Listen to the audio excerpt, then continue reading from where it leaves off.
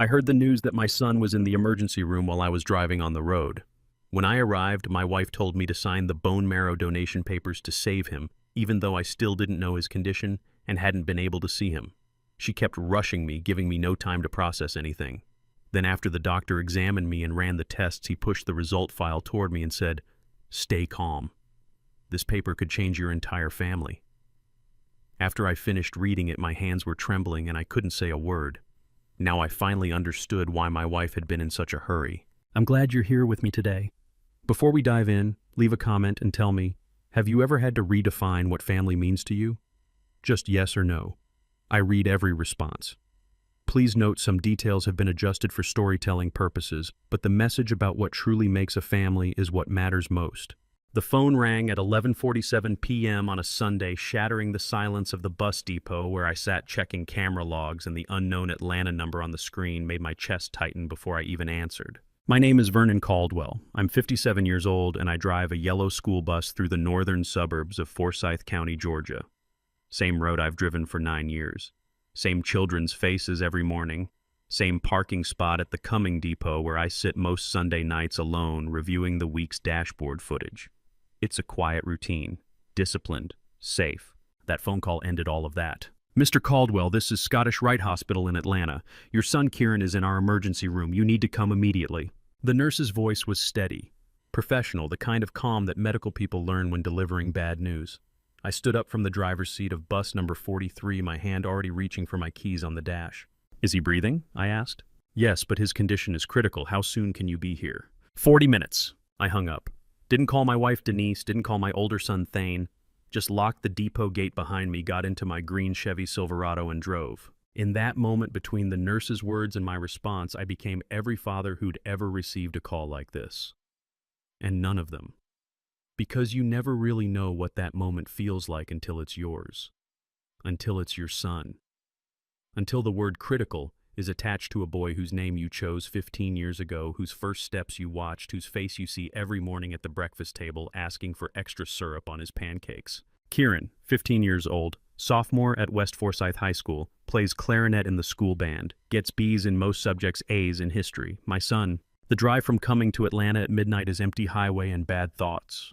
Every red light felt like a personal attack. Every mile marker was a reminder that I wasn't there yet, that I didn't know what critical meant, that a nurse had called me instead of my wife. Why hadn't Denise called me herself? I pushed the Silverado to 80 on Highway 400, hands gripping the wheel so tight my knuckles went white. You know that drive, the one where your mind runs through every worst-case scenario, where you bargain with God even though you haven't been to church in 5 years, where you promise things you can't deliver if he'll just let your child be okay. I made that drive in 32 minutes. Scottish Rite Hospital sits in North Atlanta, a children's hospital I'd driven past 100 times but never thought I'd enter at 1 in the morning. The parking deck was nearly empty. I took the elevator to the third-floor pediatric wing, following the signs to the emergency department, my work boots loud on the polished tile. That's where I saw her. Denise, my wife of 18 years, stood at the corridor's end near a set of double doors marked "Authorized Personnel Only." Her hair was unusually neat for 1 a.m., pulled back in a neat ponytail, not the messy bun she wore to bed. She had on her black Ralph Lauren coat, the one she saved for important occasions, and she was typing on her phone. She looked up when she heard my footsteps. Didn't run to me, didn't cry, just put the phone in her coat pocket and walked toward me with a measured pace, her expression composed. "Thank you for coming," she said. "Thank you for coming," like I'd shown up to help her move furniture. "Where is he?" I asked. "Behind those doors. The doctor said Kieran needs a bone marrow transplant. You're the best match. You need to sign some papers first." I stopped walking. "Sign papers," I repeated. "I haven't seen him. I haven't spoken to the doctor. Why sign papers first?" Denise reached into her other coat pocket and pulled out a folded stack of forms. To get it done quickly, you know how you forget paperwork. I've never forgotten paperwork in my life.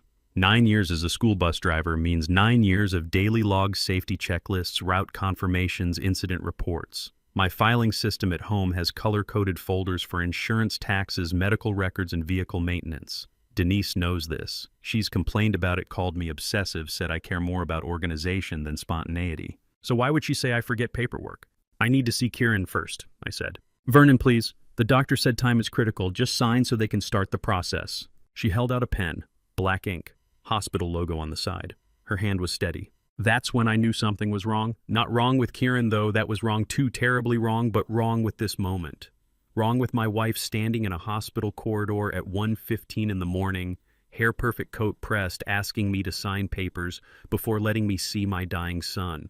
A mother whose child is in critical condition doesn't have neat hair. She doesn't remember to grab her good coat. She doesn't stand in hallways typing on her phone with steady hands and composed expressions. She runs. She cries. She grabs your arm and pulls you toward the room, desperate for you to see him, to help him, to do something, anything. Denise wasn't doing any of that. I need to see him first, I said again. Something flickered across her face. Annoyance, maybe. Or calculation. It passed quickly, replaced by a patient smile. Of course, she said. I just thought we could save time. She turned and walked toward the double doors, pulling out her phone again as she moved. I followed, watching the back of her head, the neat ponytail, the expensive coat. I've lived with this woman 18 years. I know the difference between worry and planning. I know the sound of her voice when she's scared versus when she's executing something she's thought through. At 1:15 a.m. on January 4th, standing in that hospital corridor with her phone in one hand and those papers in the other, my wife wasn't worried. She was calculating. Denise pushed open the double doors and I followed her past nurses' stations and quiet rooms. She stopped at room 318. The room was dim when I finally entered. The boy lying in that hospital bed, pale against white sheets, a V-line, running into his left arm, looked smaller than 15, smaller than the son I'd watched board my school bus every morning for years. Kieran. 15 years old. Brown hair dark against the white pillow, breathing shallow but steady. Monitors beeped softly, tracking numbers I didn't understand. Someone had covered him with a thin blanket that rose and fell with each breath. I moved toward the bed. Kieran, I said quietly. He didn't wake. I touched his hand, cold, thinner than I remembered. How long had it been since I'd really looked at him? He'd been quieter lately, spending more time in his room, but I'd thought that was just teenage withdrawal. This wasn't normal. A soft knock made me turn. A woman in her early 50s stood in the doorway, clipboard in hand, eyes sharp with professional concern. She carried herself with the efficient manner of someone who'd delivered difficult news before. "Mr. Caldwell," she said. "I'm Gail Whitaker, the transplant coordinator. I need to speak with you privately about the verification process before we begin compatibility testing."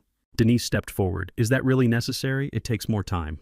Gail's expression didn't change. "It is necessary, Mrs. Caldwell. This is protocol to protect both donor and recipient."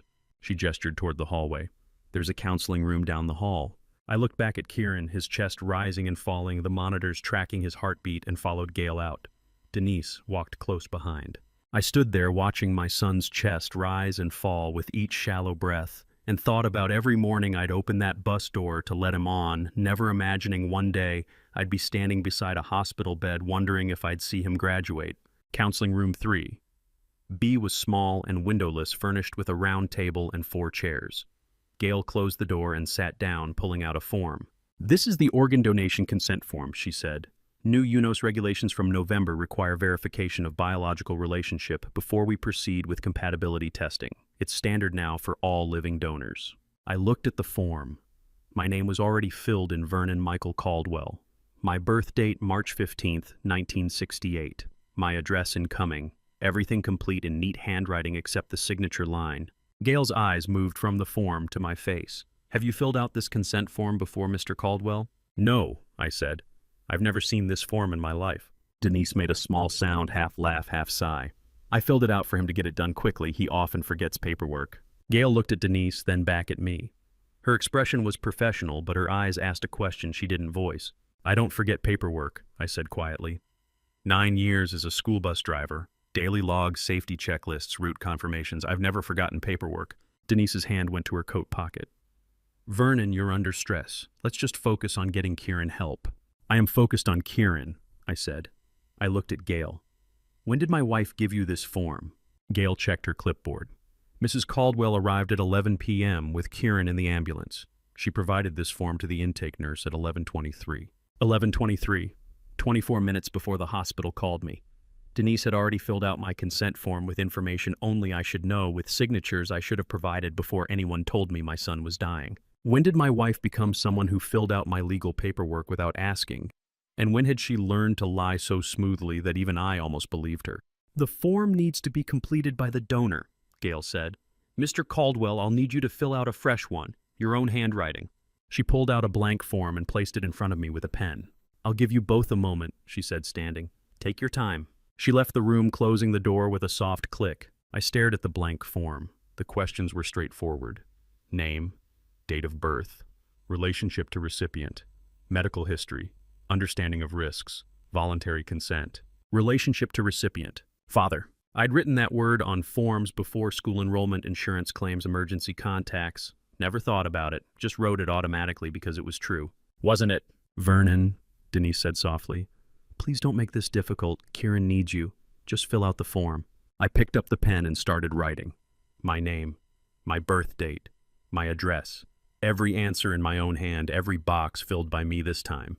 When I got to the signature line, I paused. Denise was watching me. Her expression was patient, concerned, the face of a worried wife supporting her husband through a crisis. But I'd seen her face in that hallway. I'd seen the neat hair and the pressed coat and the steady hands typing on her phone while our son lay in critical condition. I'd lived with this woman for 18 years. I knew when she was worried, and I knew when she was executing a plan. I signed my name, Vernon M. Caldwell. The pen scratched against the paper. As I wrote each letter, I felt the weight of something I couldn't name yet. When I signed that form again, I felt like I was signing into a war where I didn't know which side I was on. Gail knocked and re-entered, taking the completed form. She reviewed it quickly, nodded, and filed it in her clipboard. Thank you, Mr. Caldwell, she said. We'll begin the compatibility testing first thing in the morning. The doctor will explain everything at 6 a.m. 6 a.m., 4.5 hours from now. I stood up, my legs stiff from the drive and the shock and the growing sense that nothing about this night was what it seemed. Denise stood too, smoothing her coat. Can I sit with Kieran? I asked Gail. Of course, she said. Room 318, as long as you need. I walked back down the hallway, past the nurse's station, back to my son's room. But the question followed me like a shadow. What else had my wife filled out without telling me, and why? I spent the hours between signing that form and dawn, sitting in Kieran's room, watching him breathe. The war I'd signed into didn't have clear battle lines yet, but I could feel them forming in the dark. When Thane Caldwell walked into the hospital cafeteria at 6:30 that Monday morning, still wearing his Forsyth County firefighter uniform with the faint smell of smoke clinging to his shoulders, I felt something in my chest loosen for the first time since the phone rang 18 hours earlier. My eldest son, 30 years old, built like the man who'd taught him to swing an axe and carry hose. He didn't say anything at first, just walked over to where I sat with cold coffee and placed his hand on my shoulder. That wordless solidarity said everything. Dad, he said finally. Thane. Margot Townsend appeared beside him in green nursing scrubs, her shift at Children's Healthcare clearly just ended. 29, with observant eyes that had learned to catalog details others missed. She bent down and kissed my cheek. How's Kieran? She asked. Sleeping. They're running compatibility tests this morning. She glanced toward the hallway, then back at me. Her voice dropped. Dad, last night I saw Mom standing in the hallway on the phone for about 45 minutes right after Kieran was moved to his room. She was laughing. I thought it was strange. I looked up at her, laughing. Not like happy laughing, but laughing while she was on the phone. Margot's professional nurse expression flickered. It seemed odd for someone whose son just got admitted to emergency. Thane's jaw tightened. He pulled out a chair and sat down across from me. Behind him I noticed a stroller, Clover, my 2-year-old granddaughter, sleeping with a yellow plastic flower clutched in her small fist. A gift from the fire station that she'd carried everywhere for weeks. Clover woke up, looked at me with those wide 2-year-old eyes, and called out, "Grandpa." For the first time since arriving at this hospital, I didn't feel like I was drowning alone. I lifted her out of the stroller and held her. She pressed the plastic flower against my chest. "Pretty," she said. "Very pretty," I told her. Thane was watching me with an expression I'd seen before, the look of someone carrying weight they didn't know how to set down. "There's something I need to tell you, Dad," he said quietly. "But it's not the right time yet. You need to get through the compatibility test first." I set Clover back in her stroller, my hands suddenly cold. "Thane, what are you not telling me?" He shook his head. "After the test. I promise. But I need you to know whatever happens, we're here. Me, Margot, Clover. We're not going anywhere." That should have been comforting. Instead, it felt like preparation for something worse than I'd imagined. At 9 a.m., I sat in the hematology lab on the second floor while a technician drew blood and took tissue samples.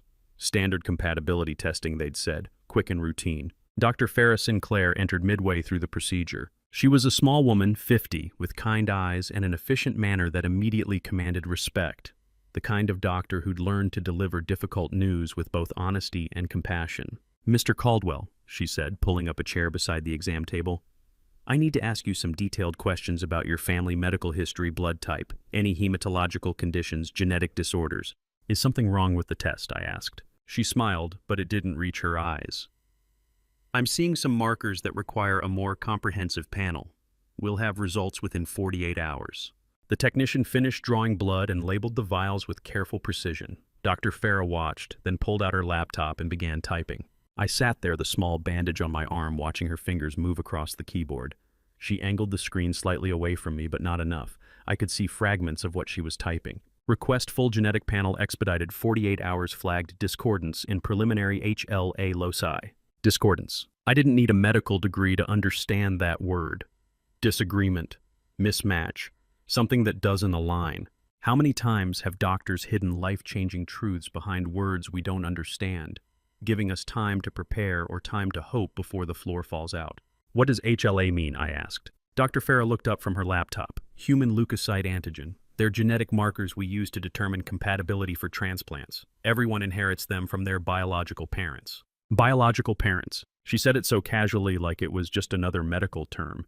But sitting in that lab chair with the smell of antiseptic in the air and the weight of 18 sleepless hours pressing down on me, those two words felt like a door opening onto something I'd never wanted to see. And the discordance? I asked. Her expression shifted professional caution, replacing easy explanation. Let's wait for the full panel results. I don't want to jump to conclusions based on preliminary data. But there's a concern. There's a question, she said carefully. The comprehensive panel will answer it definitively. She closed her laptop and stood. 48 hours, Mr. Caldwell. In the meantime, Kieran is stable. The immediate crisis has passed. You should get some rest.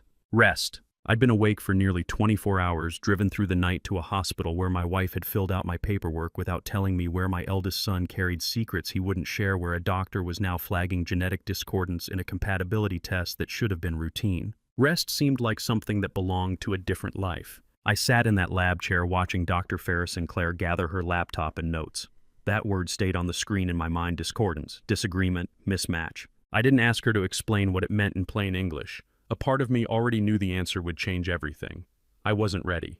Whether I was ready or not didn't matter. The 48-hour clock had started, and while it ticked, other truths were already surfacing. Wayne Frost caught me in the third-floor hallway just after 10:30 that morning, his expression grave enough to make me follow him into his office without asking why. When he gestured for me to close the door behind me, I knew whatever he was about to show me wouldn't be good news. Wayne was the hospital social worker, 47, with a thick stack of files on his desk, and the look of a man who'd uncovered something that needed immediate attention. "Have a seat," he said. I sat. He opened a manila folder and pulled out a document with the hospital letterhead. "I was reviewing Kieran's intake records this morning. There's something you need to see." He slid the paper across the desk. It was a medical guardianship form. My name appeared in the first section under Father/Legal Guardian, but the section marked Primary Medical Decision Maker listed only one name, Denise Marie Caldwell. Below that a date, November 28, 2025. Below that a notary seal. "Under Georgia law," Wayne said carefully, "a unilateral change of medical guardianship while both parents are still married is an unusual procedure. It needs investigation." "When did she do this?" I asked. "November 28th. He paused. "Do you remember what event was happening on November 28th? "Thanksgiving." I remember that day perfectly. Denise's parents' house in their gated community outside Atlanta. The long table with 14 people, her sisters, their husbands, cousins, nephews. Me carving the turkey while everyone laughed and talked about football. Denise pouring cider, Kieran and Brennan playing video games in the basement with their cousins. I'd thought we were a normal family celebrating together. Somewhere in that house on that day, while I carved turkey and drank cider and made small talk about the Falcons' losing season, my wife was signing papers, stripping me of medical rights over our son. More than a month before Kieran got sick. "She planned this," I said quietly. Wayne's expression didn't change, but his silence confirmed it. "What does this mean legally?" I asked. "It means Denise has sole authority to make medical decisions for Kieran. You can't override her choices. You can't access his full medical records without her consent.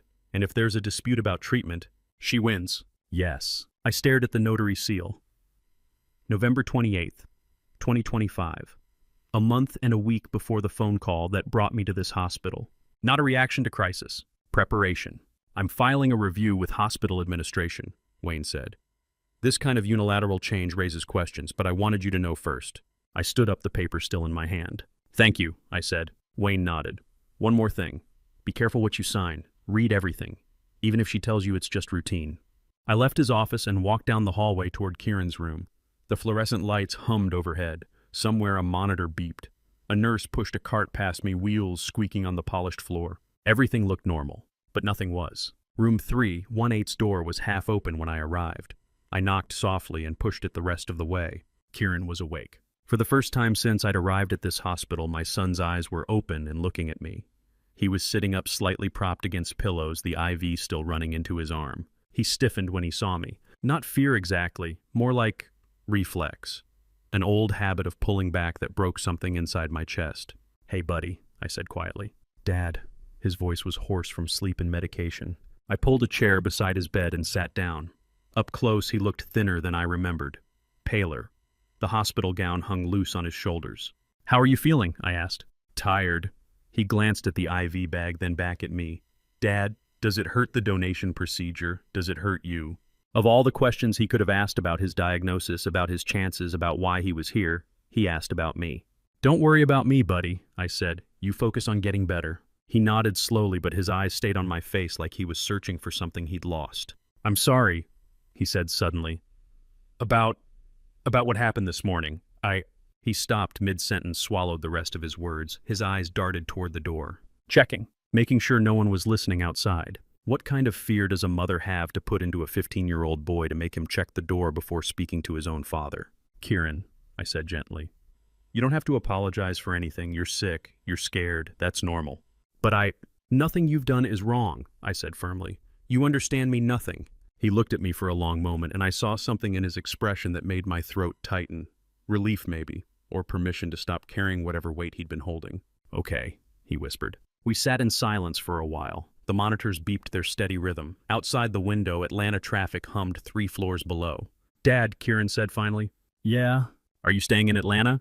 "As long as you need me here," I said. "I'm not going anywhere." His hand moved slightly on the blanket like he wanted to reach out but didn't know if he should. I stood up, preparing to let him rest. "I'll come back in a few hours. You get some sleep." As I turned toward the door, Kieran's hand shot out and grabbed my wrist. Tight, quick, desperate. Then he released it just as fast, his eyes darting to the door again. When I stood to leave, Kieran grabbed my wrist tight quick, then released. As if he wanted to hold on but didn't dare. I looked down at my son. 15 years old. Pale and thin in a hospital bed. Checking doors before speaking. Apologizing for things he hadn't done. Grabbing his father's hand and then letting go like touch itself was dangerous. Someone had taught him that wanting his father was something to hide. And I was starting to understand who had taught him that lesson. I left Kieran's room with the feeling of that desperate grab and release still burning on my wrist. Someone had taught my son that wanting his father was dangerous, and I was about to learn just how many people she'd been teaching. Brennan sat in the 3rd floor waiting room at 4:30 that afternoon with his iPad and headphones, his back straight as a soldier's. When he saw me approach, he didn't smile or jump up or do any of the things a 13-year-old boy should do when his father walks into a room. He just sat there watching me with eyes that looked too old for his face. "Hey, Brennan," I said. He pulled off his headphones but stayed rigid in his chair. "Dad." Not Daddy, not the warm greeting of a child, just Dad, flat and emotionless like he was addressing a stranger he'd been instructed to be polite to. I sat down in the chair across from him. "How are you holding up?" "Fine." He glanced at his iPad screen, then back at me. "Dad, do you know what papers you need to sign? Mom said you need to sign the whole set before the doctor lets you have the procedure." I stopped. "Sign the whole set before the doctor lets you have the procedure." That wasn't 13-year-old language. That was legal language. Specific, precise. The kind of phrasing someone teaches you word for word. "Who taught you that, Brennan?" I asked quietly. "Those exact words, sign the whole set before the doctor lets you have it." His eyes flicked down the hallway toward where Denise stood on her phone 50 feet away, checking, making sure she was watching. I figured it out," he said. My 13-year-old son was glancing at his mother to check if he was allowed to speak freely to his own father. That was the moment I understood how thoroughly she'd gotten inside his head. "Brennan," I said gently, "you don't have to worry about what Mom thinks when you talk to me. I'm your father. You can always tell me the truth." He looked at me for the long moment, and I saw something flicker across his face. Want, maybe, or fear, or both. "I know," he whispered. But he didn't say anything else. I stayed with him for 20 minutes asking about school, about his friends, about the video game on his iPad. He answered in short sentences, never relaxing, never letting his guard down. Every few minutes, his eyes would drift toward his mother down the hallway. Monitoring. When I finally stood to leave, I put my hand on his shoulder. "I love you, buddy," I said. "Love you too," he said automatically. But there was no warmth in it, just the recitation of words he'd been taught to say at the right moment. I walked away feeling like I'd just visited a prisoner who couldn't speak freely because the guards were always listening. At 8 p.m., I sat in my Hampton Inn room 3 blocks from the hospital staring at my laptop screen. Every Monday evening, I opened my bank email to check our account balances, a disciplined habit from years of careful saving. 11 years ago, I'd sold my old house in Dahlonega and put the money aside. When my mother passed 5 years back, her small inheritance went into the same account.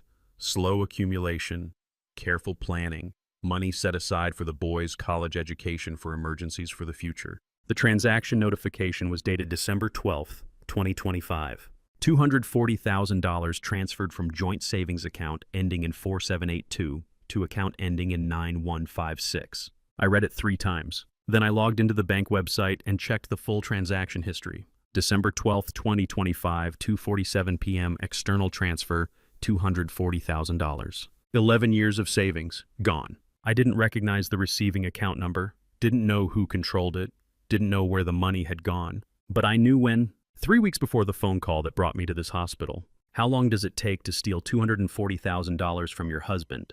Not the transaction itself, but the planning, the choosing of the date, the selecting of the account, the knowing you can do it without consequence. I called Thane. He answered on the second ring. I could hear the sound of his truck engine in the background. "Dad," he said, "I was just thinking about calling you." "You know about this money?" I asked. Silence on the other end. The truck engine hummed. "What money?" he said finally. $240,000. Gone from our savings. December 12th. More silence. Then, "I don't know about the money, but I know Mom's been preparing something. For a long time, Dad." "How long?" 12 years. 12 years. Thane was 30 now. 12 years ago, he would have been 18. A senior in high school, still living at home. "What did you see?" I asked. "I heard him pull his truck over." The engine cut off. When he spoke again, his voice had dropped to barely above a whisper, the sound of a man who'd been sitting alone with something too heavy for too long. "I was going to tell you at the hospital," he said, "but then everything happened with Kieran, and I thought you needed to get through the test first. But Dad, if she's taking money, if she's doing what I think she's doing..." "Thane, what did you see 12 years ago?" He took a breath. "It was March 2013. I was home on spring break from my last semester. I woke up around 2 in the morning because I heard the front door close. I went to the window and saw a man walking to a car parked down the street, navy shirt, brown shoes, expensive-looking shiny. I'd never seen him before." The room felt suddenly cold. "Did you ask your mother about it?" "The next morning I asked her who was at the house last night. She looked at me for a long time. Then she said, 'No one was here. You were dreaming. And Thane, don't mention this to your father. It would only upset him over nothing.'" March 2013. Brennan was born March 3rd, 2013. "Dad," Thane said, his voice breaking slightly, "I've kept this for 12 years. I'm sorry I didn't tell you sooner." "Tell me everything," I said. March 2013. Thane said into the phone, his voice steady now that he'd committed to telling the truth he'd carried for 12 years. He was 18, home from his first year of community college for spring break, and he got up at 2 in the morning to get a glass of water from the kitchen. "I was walking down the hallway when I heard our kitchen door close," he said. "Not slammed. Soft. Like someone trying not to wake anyone up. I sat on the edge of my hotel bed, gripping the phone so tight my knuckles turned white. I looked out the window," Thane continued, "and I saw a man walking down our driveway, tall, short dark hair. He was wearing a navy blue shirt and these shiny brown Oxford shoes, dress shoes, sales shoes. Not the kind of shoes you wear at 2 in the morning unless you came from somewhere professional."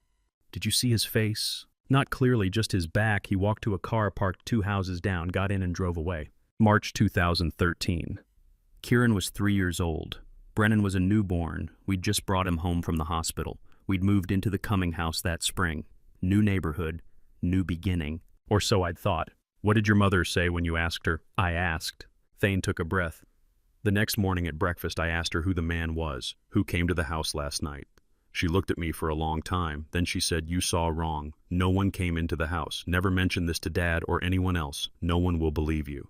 My eldest son had been carrying this memory alone since he was 18 years old, seeing a stranger leave his family's house in the middle of the night and being told by his own mother that speaking the truth would make him a liar. "I was 18, Dad," Thane said quietly. "I believed her, or at least I believed that telling you would just cause problems. She made it sound like I was confused, like I'd seen a neighbor or something. but I knew what I saw. Why are you telling me now? Because of the money, because of Kieran, because... His voice cracked slightly. Because I'm 30 years old, and I've been watching you drive that bus route every morning for 9 years, and I realized if I didn't tell you now, I'd carry it for the rest of my life. And you deserve to know the truth. I sat there in that hotel room staring at the wall, trying to piece together what my life had actually been while I'd been living a different version of it. Thank you, I said finally, for telling me. I'm sorry it took 12 years. You were protecting yourself. That's not wrong. We stayed on the phone a few more minutes. When we hung up, I didn't sleep. At 10 a.m. on January 6th, I walked into conference room 4A on the hospital's 4th floor. Dr. Farrah Sinclair and Gail Whitaker sat at the table with a file already open in front of them. Their faces were prepared for a difficult conversation.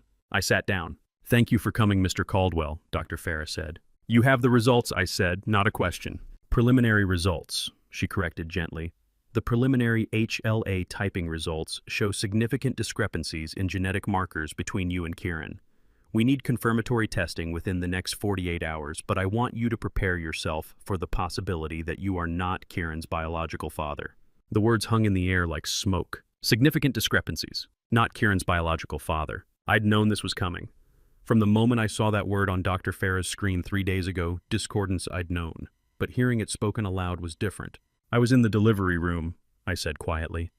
June 14th, 2010. I cut the umbilical cord. I held him while they cleaned him up. I've been his father for 15 years. Dr. Farrah's expression softened. We know. And we know that's not what this number on a page can measure, but we need you to understand what the test is telling us. I understand, I said. Gail leaned forward. The confirmatory test will take 48 hours. We'll have definitive results by January 8th. In the meantime, the transplant planning continues. Regardless of biological relation, you can still be a donor if you choose to proceed. What does it mean to cut an umbilical cord to hold a newborn covered in birth fluid and vernix to count 10 fingers and 10 toes if a test 48 hours from now says none of that made you a father? I'll proceed, I said. Dr. Farrah nodded. We'll schedule the confirmatory draw this afternoon. Do you have any questions? I had 1,000 questions, but none of them were medical. No, I said. I stood up. Gail stood too, her hand reaching out like she wanted to offer comfort but didn't know how. Mr. Caldwell, she said, take care of yourself. This is a lot to process. Thank you. I walked out of conference room 4A and stood in that hospital corridor. Fluorescent lights buzzed overhead. A nurse pushed a cart past me. Somewhere down the hall, a monitor beeped. 48 hours. 2 days before, I'd know for certain whether the last 15 years of being Kieran's father counted for anything in the eyes of science. But I already knew one thing Dr. Farrah's test couldn't measure. June 14th, 2010. The delivery room at Northside Hospital. Denise exhausted and pale. The doctor handing me surgical scissors and saying, Dad, you want to do the honors. Me cutting that cord with hands that trembled. Kieran's first cry. The weight of him in my arms, 7 pounds, 3 ounces. Every morning for 15 years, opening that bus door and seeing him climb aboard. Every parent-teacher conference, every clarinet recital, every Sunday morning breakfast where he asked for extra syrup. Those 15 years weren't a lie no matter what the DNA said. They were real. I walked down that hallway not knowing where I was going. I only knew that 48 hours from now, science would tell me I wasn't Kieran's biological father. But it couldn't tell me I wasn't his dad. I walked out of that conference room not knowing where I was going, but Thane knew. He called me 20 minutes later and told me to meet him in the parking lot. He had something to show me. Thane's red Ford F-15. Oh, smelled like stale coffee and old smoke when I climbed into the passenger seat that afternoon. His laptop was already open on the dashboard, a stack of printed bank documents between us, the kind of evidence you gather when you're about to follow a money trail that leads somewhere your family doesn't want you to go. I've been working on this since you told me about the money, he said. Pulled the full transaction history from your bank portal this morning. He clicked through screens until he found what he wanted. December 12th, 2025. The transfer I'd seen on my hotel room laptop. $240,000, Thane said. Transferred to an account registered under the name Vitality Circle LLC, Delaware registration, but the operating address is here and coming. He pulled up a new window. Google search results for Vitality Circle LLC. The first hit was an Instagram account with a pink and gold logo. Motivational quotes. Lifestyle photos. A woman with honey blonde highlights and designer sunglasses holding an expensive latte. Wellness coaching MLM, Thane said. Run by someone named Roxanne Bentley. Look at her posts. I scrolled through the Instagram feed. Photos of Roxanne in yoga pants and luxury athleisure, captions like, "Invest in yourself, queen," and "Financial freedom starts with mindset." Screenshots of Venmo transactions with dollar signs, the usual pyramid scheme aesthetic. Then I saw the photos with Denise, 6 of them over the past 2 years. Roxanne and my wife at brunch spots, at wine bars, at some kind of wellness retreat with matching robes, both women smiling like old friends. I sat in that truck looking at those photos, my wife and this woman with her designer bags and motivational quotes smiling at restaurants I'd never been to, while somewhere in the background my money was being transferred into accounts I'd never heard of. "They're not strangers," I said quietly. "No," Thane agreed. "They're friends, or they want people to think they're friends." He clicked to a new tab. LinkedIn profile Roxanne Bentley. Certified wellness coach, founder Vitality Circle, LLC. Before that, marketing coordinator at some vitamin supplement company. Before that, sales associate at a boutique fitness studio. Nothing impressive. Nothing that explained where she'd get the connections to help someone steal $250,000. Then Thane scrolled down to the people also viewed section. "Look at this," he said, pointing to a name.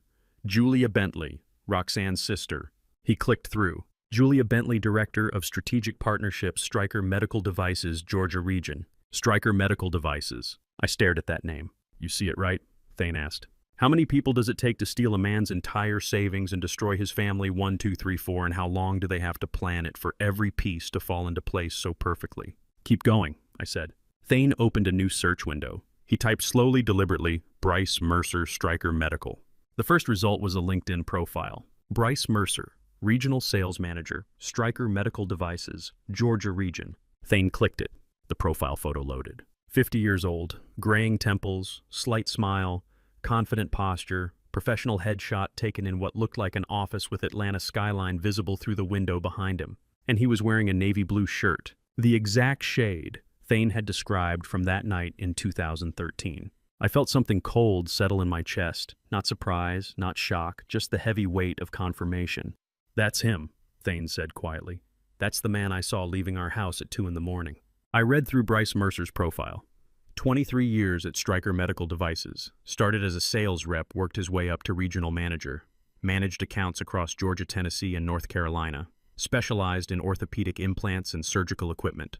Member of the Atlanta Medical Sales Association. Volunteer coach for youth soccer in Alpharetta. A normal, successful career. A respectable life. And somewhere in the middle of all that normalcy, he'd been walking out of my house at 2 a.m.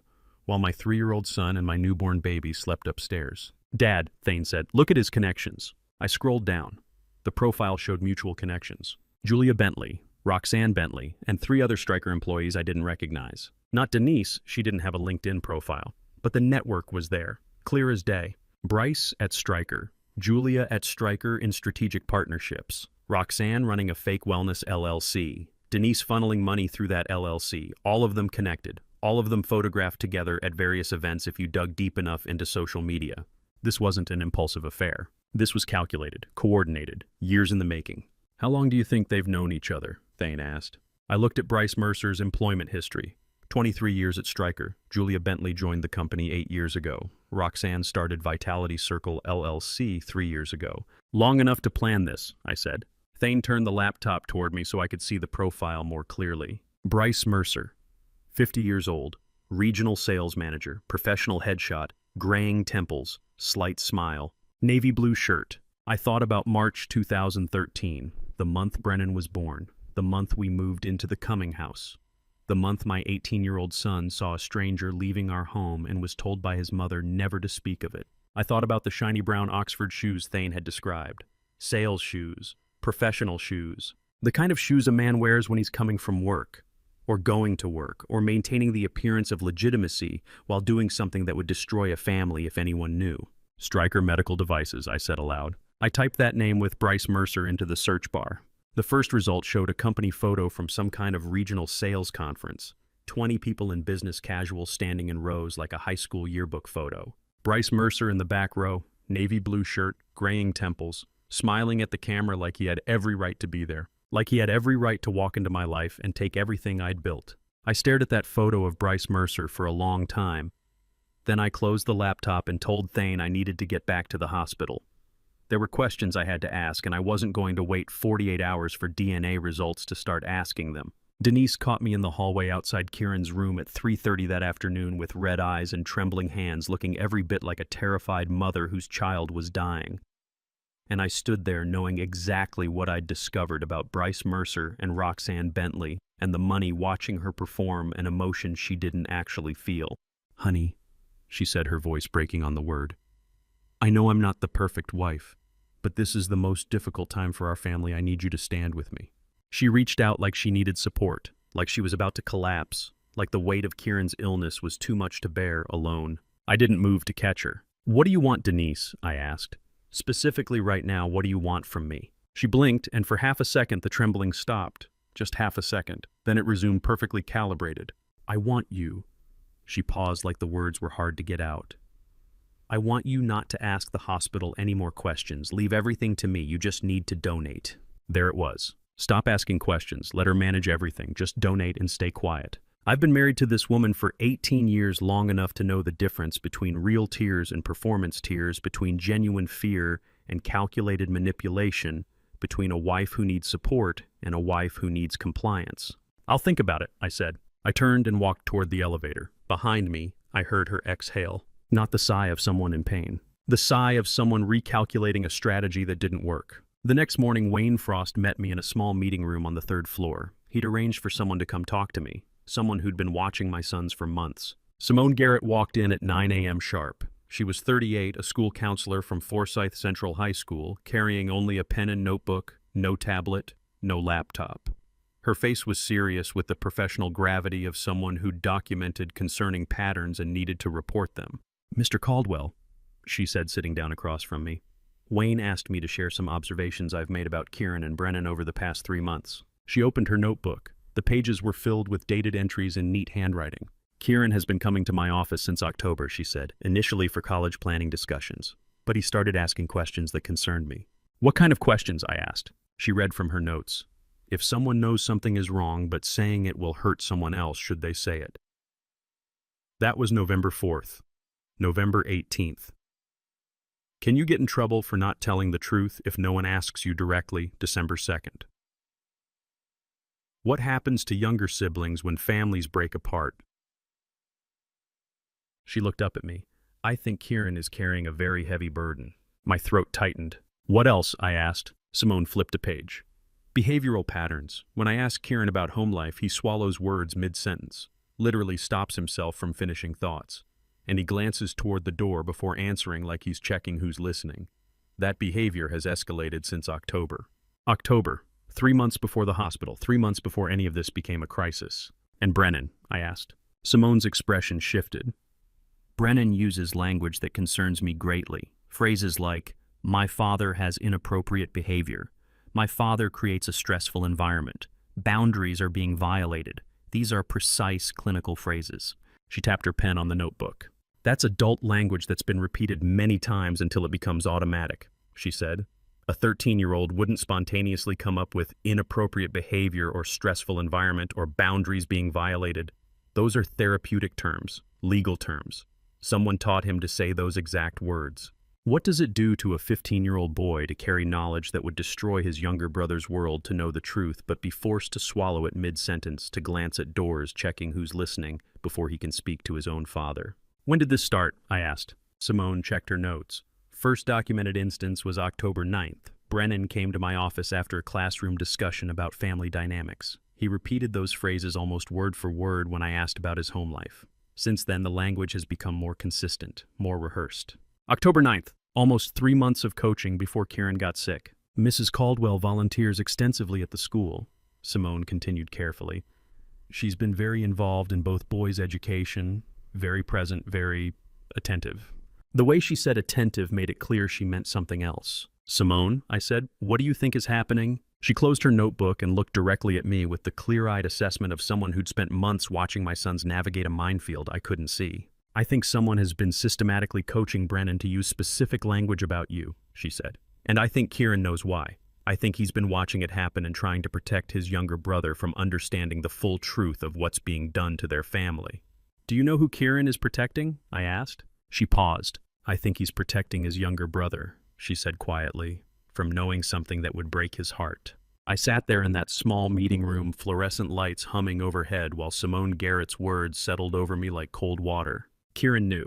My 15-year-old son had been carrying the weight of our family's lies for months, watching his mother coach his younger brother, seeing the manipulation, understanding what it meant. And he'd been trying to shield Brennan from the truth that was about to destroy everything. The same truth I'd been running from for 48 hours. The truth that in approximately 24 hours a DNA test would confirm beyond any doubt. Kieran was protecting his younger brother from knowing something that would break his heart. And I had about 24 hours left before that same truth broke mine in black and white on a medical report.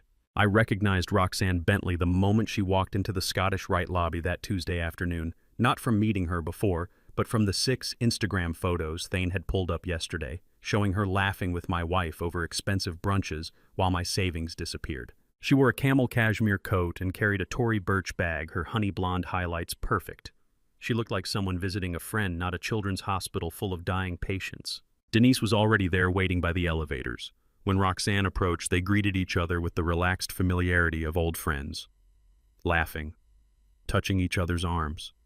The comfortable body language of 2 women who'd shared many brunches and many secrets. I walked directly toward them. Roxanne saw me first. Her smile brightened professionally. "You must be Denise's husband," she said warmly. "You're so brave to come donate like this." There's something surreal about recognizing someone in real life that you've only seen through the filter of Instagram photos and financial fraud investigations, like watching a character step out of a photograph and become 3-dimensional, breathing guilty. "And you're Roxanne Bentley," I said, "from Vitality Circle LLC. Her smile held, but something flickered in her eyes. "And I know your sister is Director of Strategic Partnerships at Stryker Medical Devices," I added. The smile froze. She blinked, processing how I knew this. Denise's hand shot out and gripped Roxanne's arm. A warning, clear and immediate. Roxanne recovered quickly. "Oh, it's just work. Everyone has to make a living." I nodded once and walked away without another word. I'd seen what I needed to see. The digital conspiracy had flesh and blood, and they knew I was investigating them. The next morning, Thane met me in his truck in the hospital parking lot at 8 a.m. His laptop was already open. "I need to show you something," he said. He pulled up 2 images side by side. The first was Bryce Mercer's LinkedIn profile. Navy blue shirt, graying temples, professional smile. The second was a photo from Denise's email account, the Google family sharing account that still sent Thane copies of old photos automatically. It was taken at Forsyth Central High School, fall 2022, the annual open house where parents met their children's teachers. Denise stood in the hallway outside a classroom. Beside her was Bryce Mercer. His hand rested on her back, not the polite touch of acquaintances, the familiar touch of someone who belonged there. Behind them on a display table, I could see a Berkshire Hathaway Home Services brochure. "He was at my kid's school open house," I said quietly, "in 2022, meeting their teachers. And he was at the summer party in 2023, Thane said, scrolling to another photo. "I didn't go that day because I had an extra shift. You didn't go either, did you?" I stared at the second photo. A backyard party. Kieran's 13th birthday, I thought. Or maybe just an end-of-summer gathering.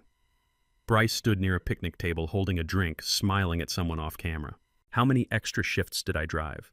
How many mornings did I wake up at 4:30 to run summer routes? How many evenings did I skip dinner to earn overtime so I could buy my sons things they needed while the man sleeping with my wife stood in their schoolyard pretending to be a family friend?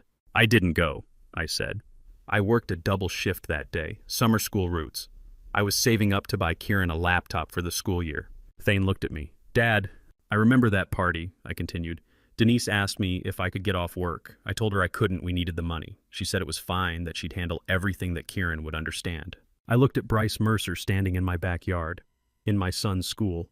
At events I'd missed because I was driving a bus to earn money for a family, this man was destroying from the inside. "He wasn't hiding," I said. "Was he?"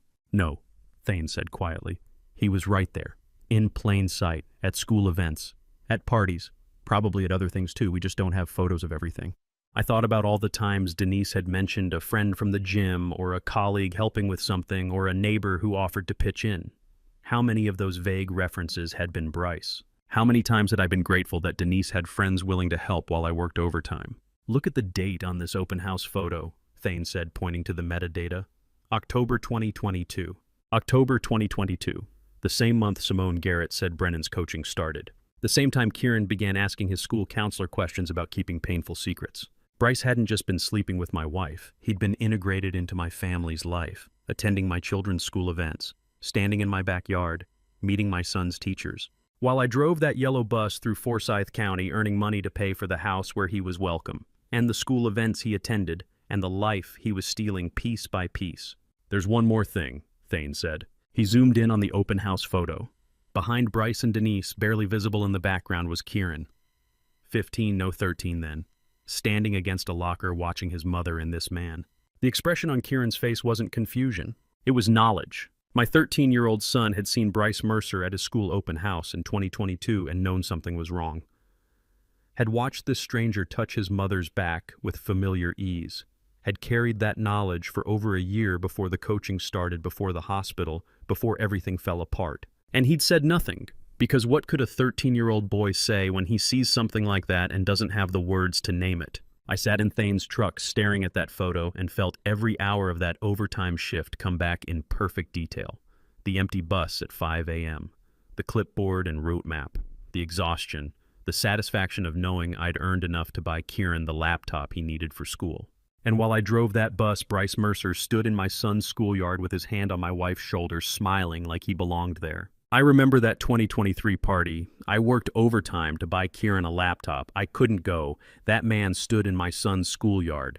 The 48 hours ended at exactly 10 o'clock on Wednesday morning, when Dr. Farrah Sinclair walked into conference room 4A, carrying a manila folder with my name typed across the tab. The 2023 party replayed in my head all night, Bryce's hand on Denise's back, standing in the schoolyard while I worked overtime to afford Kieran's laptop. I'd sat in this same conference room since 8:30, watching the fourth-floor hallway through the narrow window in the door. Wayne had arrived at 9 with coffee I hadn't touched.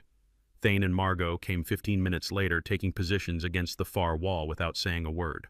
Dr. Sinclair was a woman in her early 40s with silver-rimmed glasses and dark hair pulled into a tight bun. The white coat she wore had Scottish Rite Hospital embroidered on the pocket in navy thread. She set the folder on the table between Wayne and me, then pulled out the chair across from mine with a soft scrape. "Mr. Vernon," she said. Her voice was professional, measured. "I have your confirmatory results." Wayne shifted in his seat. I heard the fabric of his suit jacket rustle. I didn't reach for the folder. My hands stayed flat on the laminate surface, fingers spread. "The preliminary tests we discussed on Monday indicated significant discrepancies in multiple genetic markers," Dr. Sinclair continued. She opened the folder with precise movements and slid a single page toward me. The paper had the hospital letterhead at the top. "The confirmatory analysis using our expanded panel validates those initial findings."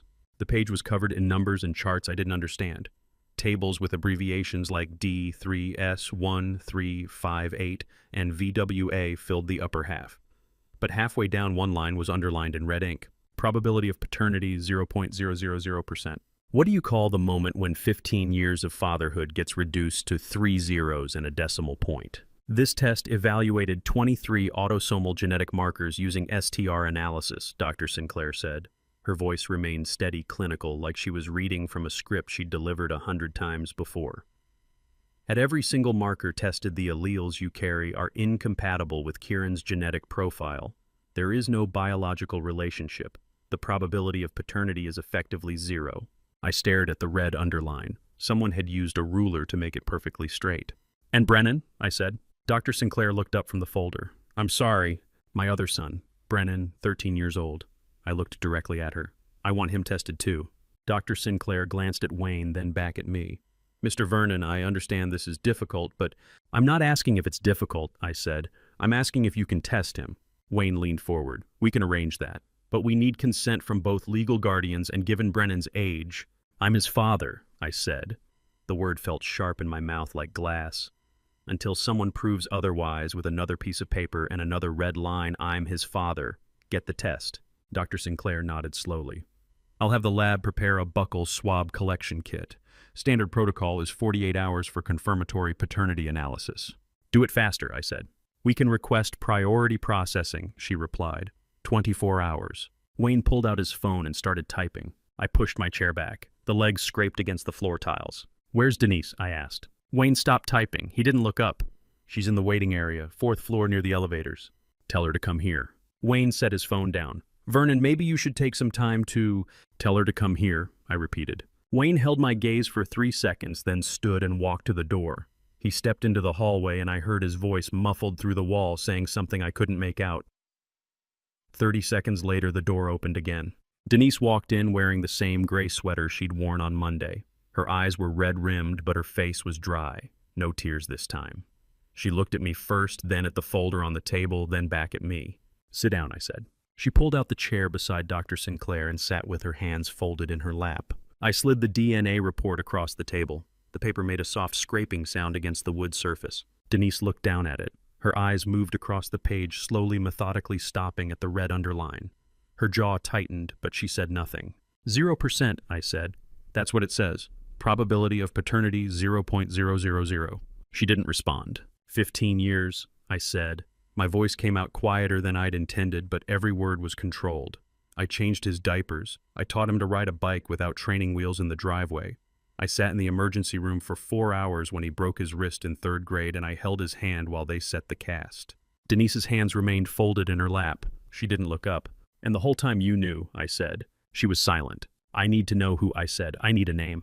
5 seconds passed. Then she said, "Bryce Mercer." The air left the room. Not metaphorically, I genuinely couldn't breathe for 3 seconds. "Bryce Mercer," I repeated. "The man Roxanne said was on the board at Stryker Medical Devices. The man in the photo from the 2022 open house with his hand on your back. The man who stood in Kieran's schoolyard at the 2023 summer party." Denise nodded once. "How long?" I asked. "It started in 2010, she said. Her voice was barely above a whisper. "Before Kieran was born." "And it never stopped." She shook her head. Wayne leaned forward, his elbows on the table. "Mrs. Denise, I need to clarify something for the legal record. Does Mr. Mercer know that Kieran is his biological son?" Denise's hands tightened in her lap. Her knuckles went white. "Does Bryce know about Kieran?" I asked. Silence for 3 seconds. "He knows," Denise said. I stood. The chair scraped against the floor. "Call him here," I said. Denise looked up at me. "Vernon?" "Call him," I said. "Right now. Tell him to come to this hospital. Tell him I want to see him face to face." Wayne stood as well. "Vernon, we need to think strategically about—" "I've been thinking for 48 hours, I said. I didn't raise my voice. I didn't need to. I've been thinking while Kieran was unconscious in a hospital bed. I've been thinking while my wife sat across from me and lied every single time she opened her mouth. I'm done thinking." I turned back to Denise. "Call him here." Denise never made the call. She left the conference room without a word, and by the time I reached the hallway, she'd vanished. Wayne closed the office door behind me with a click that sounded like a cell door sealing, and when he turned around, his face told me the cancer wasn't my only death sentence. This was January 8th, late afternoon. I'd driven to Wayne's private practice in Buckhead for what he'd called a follow-up consultation. His assistant had left for the day. We were alone. "Sit down, Vernon," Wayne said. I sat in the leather chair across from his desk. He stood by the window with his arms crossed. "I reviewed your patient portal access logs," he said. "My what?" "Your patient portal, the online system for test results, appointments, billing." He opened a folder. "When did you last log in?" "Maybe 6 months ago. I don't use it much." "You don't use it at all," Wayne said, "because on August 15th, 2025, someone changed the email address associated with your account." He slid a printed page across the desk. "Patient portal account activity log." Highlighted in yellow, email changed from vcaldwell@decobschools.gov to denise.caldwell.home@gmail.com. "That's not my email," I said. "I know," Wayne said. "It's Denise's." I stared at the date. August 15th, 5 months ago. "I didn't authorize that." "No, but someone with your login credentials did. Once that email was changed, every notification went to Denise instead of you." He pulled out another page. Appointment history. September 18th. I ordered follow-up imaging after your August physical flagged elevated liver enzymes, scheduled for September 20th at 10 a.m., canceled September 18th at 2 p.m.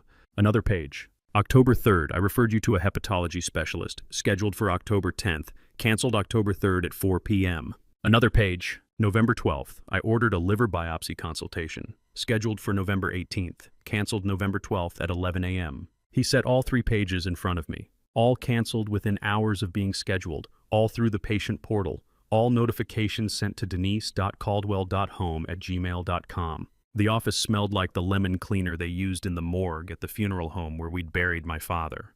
I wondered if Wayne noticed. I wondered if he'd chosen it deliberately. If those appointments hadn't been canceled, I said, "How much earlier would you have diagnosed the cancer?" Wayne sat down and removed his glasses. 4 months, possibly 5. The September imaging would have shown the lesion when it was significantly smaller. We could have done a resection instead of emergency debulking surgery. The prognosis would have been substantially better. I looked at the pages again. September 18th, October 3rd, November 12th. 3 appointments, 3 cancellations, 3 chances. She knew, I said. Wayne nodded. She changed the email so I wouldn't see the results. She canceled every appointment so I wouldn't get treatment. I looked up at him. She was waiting for me to get sick enough that it would kill me. I can't speak to intent, Wayne said, but the evidence suggests systematic interference with your medical care beginning in mid-August 2025. I stood. The chair rolled backward and hit the wall. I didn't sleep that night. I sat in the motel room Thane had paid for and thought about August 15th. 3 weeks before Kieran started high school. 2 weeks before Denise asked me to add her name to the Marietta house deed. 1 week before she wanted to update our wills. I'd thought she was being practical. January 9th, 7:15 in the morning. I drove back to Scottish Rite because Margot texted that Kieran's vitals were stable and they were reducing sedation. I took the stairs to the 3rd floor. When I reached the hallway outside Kieran's room, I heard voices. I stopped. One voice was Denise's, the other was Brennan's. I hadn't seen Brennan since the conference room 5 days ago. Denise had kept him away, claimed he was staying with her sister in Decatur, but here he was and I could hear him talking. I walked closer and looked through the narrow window. Denise stood beside Kieran's bed, holding her phone at chest height, angled toward Brennan. Brennan faced her with his back to the door. A nurse in blue scrubs stood near the monitors, checking IV lines. Her name tag said Olivia Raines. She was in her mid-40s with short brown hair and tired eyes. Denise's voice came through the door loud and clear. "You're sure you don't want to see your father?" she asked. Brennan hesitated for a second. Then he said, "He's not my father anymore." "Why not, sweetheart?" Denise's voice was syrupy concerned. "Because he said horrible things about Mom," Brennan said. The words came out flat, rehearsed. "I don't want to see him."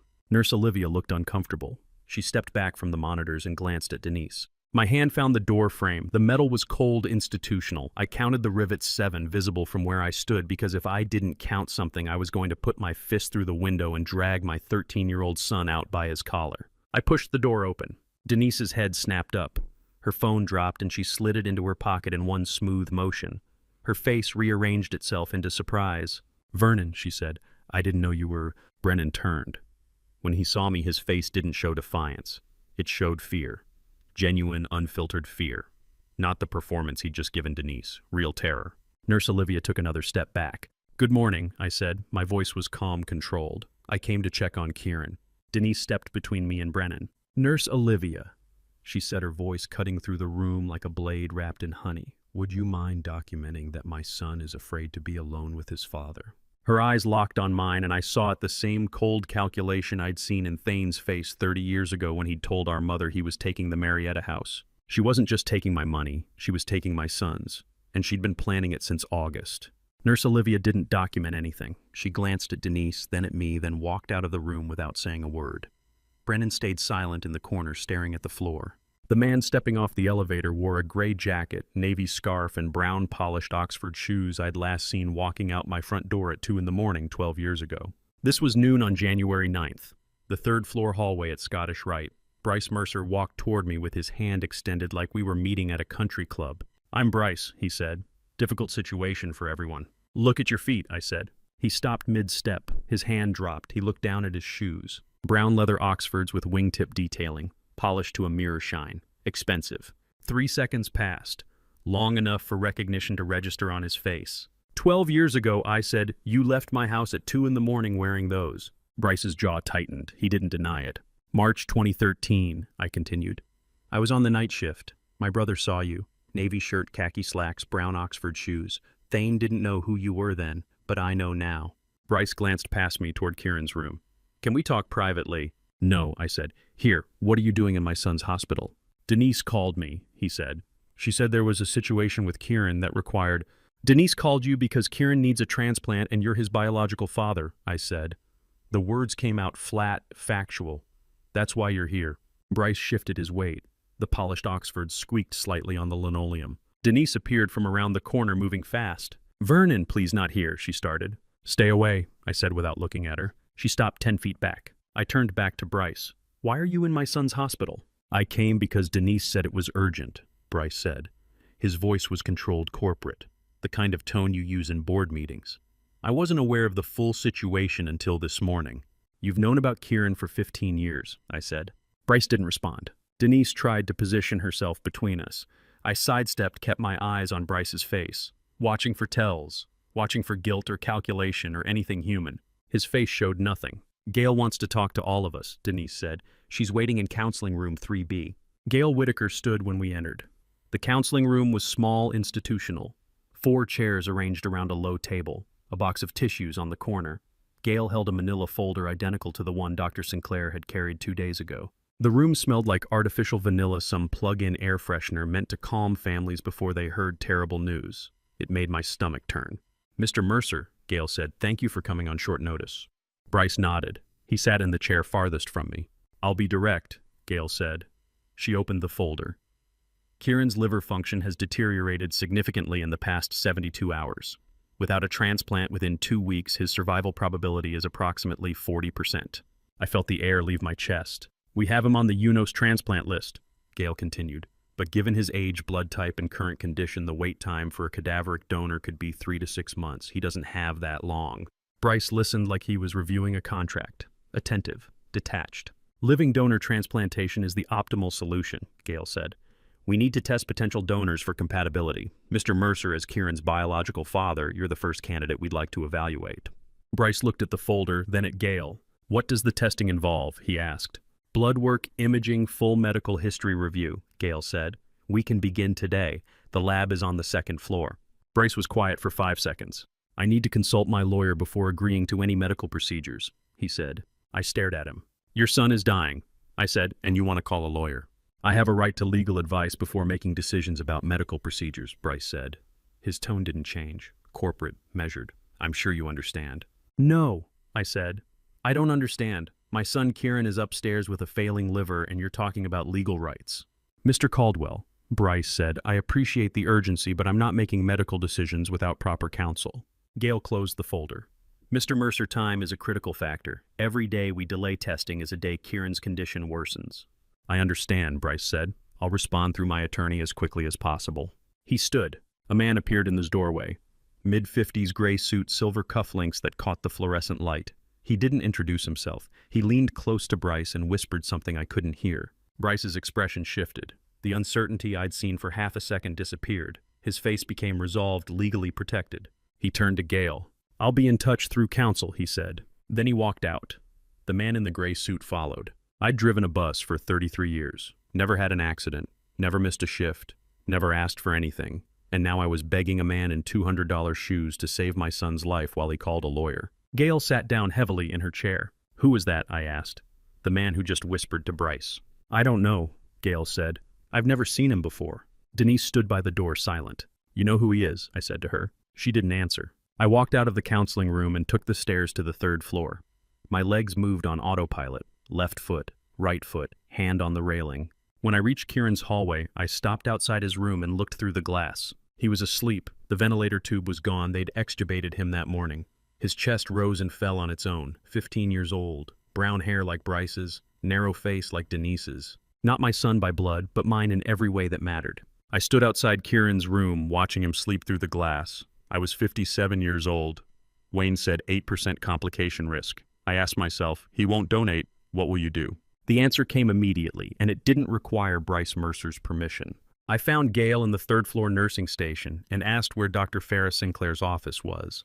She gave me directions to the 2nd floor west wing. I knocked on Dr. Farrah Sinclair's door at 2 o'clock with a decision that didn't need permission from Bryce Mercer, Denise Caldwell, or anyone else breathing. Dr. Sinclair looked up from her desk. The same silver-rimmed glasses, the same tight bun. She gestured to the chair across from her. Mr. Caldwell, she said. I heard about the situation with Mr. Mercer. I want to donate, I said. I know he's not mine biologically. Can I still do it? She didn't ask why Bryce wouldn't donate. Didn't ask if I understood the implications. She just nodded and pulled up a file on her computer. Let me show you the HLA typing results, she said. She turned the monitor toward me, a table filled with numbers and abbreviations I didn't fully understand. But one line was highlighted, HLA match 6 out of 10. 6 out of 10 markers match, Dr. Sinclair said. A perfect match is 10 out of 10, typically only seen in identical twins. 6 out of 10 is solid compatibility for living donor transplantation. I stared at the screen. So I can save him, I said. Even though Bryce, biology isn't destiny, Dr. Sinclair said. HLA compatibility doesn't require biological paternity. What matters is tissue typing, not who contributed DNA 15 years ago. Something loosened in my chest. Not relief exactly, more like a door unlocking. What are the risks? I asked. Dr. Sinclair pulled out a printed document and set it on the desk between us. For a 57-year-old donor, the risks are higher than for younger candidates, she said. Serious complications occur in approximately 8% of cases in your age group. What kind of complications? Infection, bleeding requiring transfusion, temporary kidney dysfunction, injury to surrounding organs during the procedure, she said. She didn't soften it. I appreciated that. In rare cases, nerve damage affecting mobility, recovery time is typically 6 to 8 weeks. 8%. I thought about the bus routes I'd driven. Thought about the thousands of mornings I'd checked tire pressure, brake lines, emergency exits. 8% felt like manageable risk. What happens to Kieran without a donor? I asked. Dr. Sinclair's expression didn't change, but something shifted in her eyes. He's on the UNOS transplant list, she said. But given his blood type, age, and current decline rate, we're looking at a 3 to 6 month wait for a cadaveric donor. His liver function suggests he has less time than that. How much less? Without intervention, survival probability drops below 15% within 6 months, she said. With a compatible living donor, we can perform the transplant within 2 weeks. 5-year survival rate with a 6 out of 10 match is approximately 61%. 61% versus 15. What kind of father looks at those numbers and says he needs time to think?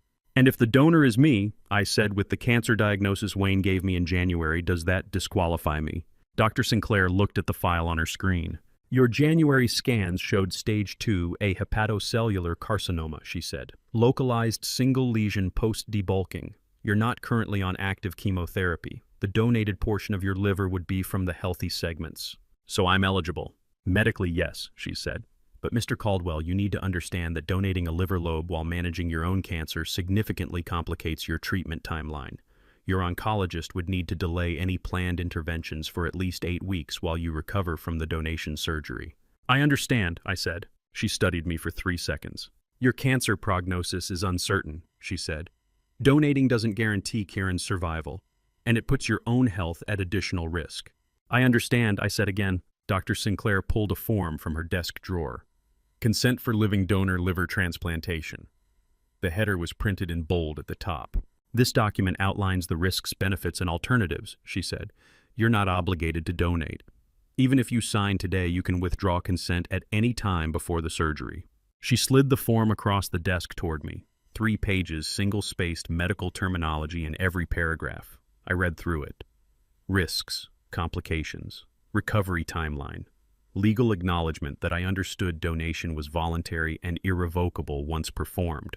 The language was clinical, impersonal, but underneath the medical jargon, the message was simple. I was choosing to give part of myself to save someone who didn't share my DNA. Do you want time to consider? Dr. Sinclair asked. I can schedule a follow-up consultation tomorrow or... No, I said. I've thought it through. She pushed a pen toward me. I thought my hand would shake when I picked up the pen, but it didn't.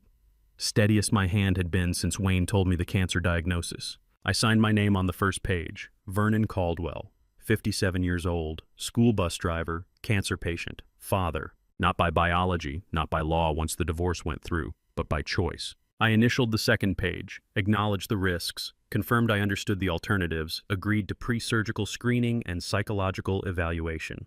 On the third page, I signed again. Final consent, irrevocable agreement. My signature looked the same as it always had. Neat block letters, slightly right-slanted. The signature of a man who'd driven school buses for 33 years, who'd never owned anything expensive, who'd worked overtime to buy his son a laptop. The signature of a 57-year-old bus driver with nothing but love and choice. Dr. Sinclair took the form and filed it in a manila folder. I'll schedule the pre-surgical workup for tomorrow morning, she said. Imaging labs, cardiac clearance. If everything looks acceptable, we can perform the transplant within 7 to 10 days. Thank you, I said. I stood. Dr. Sinclair stood as well. Mr. Caldwell, she said, what you're doing, it matters. I nodded and walked out. Somewhere in this hospital, Denise was building evidence against me. Bryce was calling lawyers. Boyd Lancaster was strategizing. But I had the one thing none of them could take. I could save my son. Dr. Sinclair scheduled my pre-surgical workup for the next morning. I left her office knowing I could save Kieran and that nobody could stop me. Thane had driven 3 hours to tell me in person what he wouldn't say over the phone, and the cafeteria fluorescent lights made his 30-year-old face look exactly like mine had at that age, tired, betrayed, trying to hold it together. This was 7 o'clock that evening, January 9th. The first-floor cafeteria was nearly empty. Visiting hours had ended. Thane sat at a corner table with Margot and Clover. The stroller was parked beside them, Clover asleep inside. I pulled out the chair across from Thane and sat. "You asked about 2013, Thane said. "I'll tell you everything." "You don't have to," I started. "Yes, I do," he said. Margot squeezed his hand. Thane looked down at his coffee cup. Hospital cafeteria coffee, bitter and institutional. "The morning after I saw the man leave at 2 a.m., he said. "Denise called me into her room. I thought maybe she'd explain, maybe say it wasn't what it looked like." He paused. "Instead, she said, 'You don't need to call me so often. You're old enough now. You should focus on your own life.'" I stared at him. "I was 18, Thane continued. "I'd just graduated high school. I called her maybe twice a week, and suddenly she was telling me I was calling too much." "She pushed you away," I said. "Not all at once," Thane said. "It was gradual. She stopped answering when I called, stopped inviting me to family dinners. When I showed up anyway, she'd act distracted, like I was interrupting something important." He looked up at me. "I was 18 years old, and my mother pushed me out because I saw what I shouldn't have seen." "That's not your fault," I said. "I know," Thane said. "But I carried it anyway. For 13 years I thought maybe I'd done something wrong. Maybe I should have told you right away instead of waiting. Maybe if I'd said something in 2013, none of this would have happened." "You were protecting me," I said. "I was protecting myself," Thane said. "I didn't want to be the one who broke up your marriage." Margot's hand tightened on his. "You don't apologize for what I hid," Thane said. "I'd spent 30 years thinking I had a good marriage, 2 sons who trusted me, a simple life. Turns out I'd spent 30 years being managed." "It's never your fault," I said. Clover stirred in the stroller. Her eyes opened, and she looked around the cafeteria with the confused expression toddlers get when they wake up in unfamiliar places. "Grandpa," she said, reaching her arms toward me. I stood and lifted her out of the stroller. She was 2 years old, warm and heavy against my chest. Her hair smelled like baby shampoo. She didn't know about DNA tests or paternity percentages or biological fathers who refused to donate. She just knew I was Grandpa. I held her while Thane and Margot watched. "This is what matters," I said. "Before I tell you what Boyd said when he cornered me the next morning, are you still with me? Comment A, if you think Vernon should pressure Bryce anyway, or B, if he should stay silent and find another way. Add 1 short reason so I can see how you're reading this. Please note what follows contains some recreated details added for storytelling impact, but the lesson is what I hope stays with you." January 10th. 10 o'clock in the morning. I was walking down the 3rd-floor hallway toward Kieran's room when Boyd Lancaster stepped out of the elevator. He wore a charcoal suit, pressed shirt, silver cufflinks that caught the fluorescent light. Mid-50s, clean-shaven, the kind of polished appearance that costs money to maintain. He walked directly toward me with his hand extended.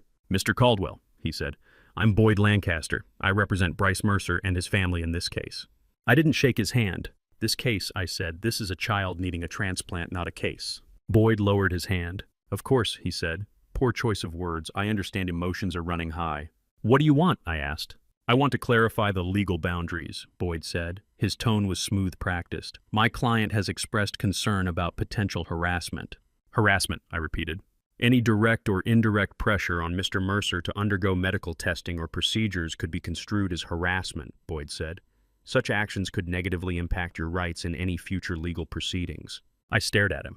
"My son is dying," I said. "I understand that's difficult," Boyd said. "But Mr. Mercer has the right to make his own medical decisions without coercion. If you or anyone acting on your behalf contacts him, approaches him, or attempts to influence his decision, will be forced to take appropriate legal action."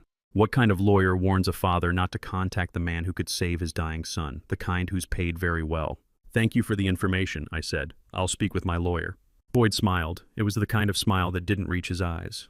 "Do you have a lawyer, Mr. Caldwell?" he asked. "I do now," I said. Boyd handed me a business card. "Boyd Lancaster, Partner Lancaster and Howe Attorneys at Law. An address in Buckhead.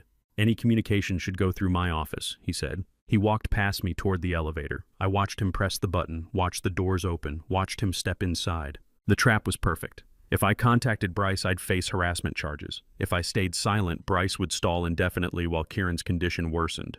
Boyd had engineered a situation where I lost either way. I pulled out my phone and called Wayne. He answered on the second ring. "Boyd Lancaster just warned me not to contact Bryce," I said. "Told me any pressure could be harassment. I need a lawyer." Wayne was silent for a second. Then he chuckled softly. not amused, but the sound a chess player makes when he sees the board clearly. "I know the right person," he said. I didn't ask who. I trusted him the way I should have trusted my instincts 13 years ago. Wayne texted me a name and phone number that afternoon. I saved it in my contacts but didn't call yet. I had something else to figure out first. Wayne had asked me days ago what I was doing in August 2025, and I'd thought he meant the cancer symptoms, but sitting in my truck at 6 p.m. with a notepad and my phone, I realized he'd been asking a different question entirely. I was parked in the hotel lot. My green Chevy Silverado, the one I'd bought used in 2018. The engine was off. The cab smelled like coffee and diesel. I pulled out my phone and called Thane. He answered on the first ring. "What do you need?" he asked. "When was Kieran born?" I said. "June 14th, 2010, Thane said immediately. "Why?" "Count back 9 months, I said. Silence for 3 seconds. "September 2009, Thane said. His voice changed. "That's when you worked those night shifts at the factory." I wrote it on the notepad. September 2009. 3 weeks of continuous overnight shifts at the machinery factory because they'd offered double overtime and we needed money for the mortgage. I'd come home at 7 a.m., slept until 2 p.m., left again at 9 p.m. 3 weeks where I barely saw Denise awake. "And Brennan?" I asked. "March 3rd, 2013, Thane said. I counted backward. "Early June 2012, we'd just moved to the Cumming house." "You were renovating," Thane said quietly, "sleeping at the old house for 2 weeks to finish the work before we sold it." I wrote it down.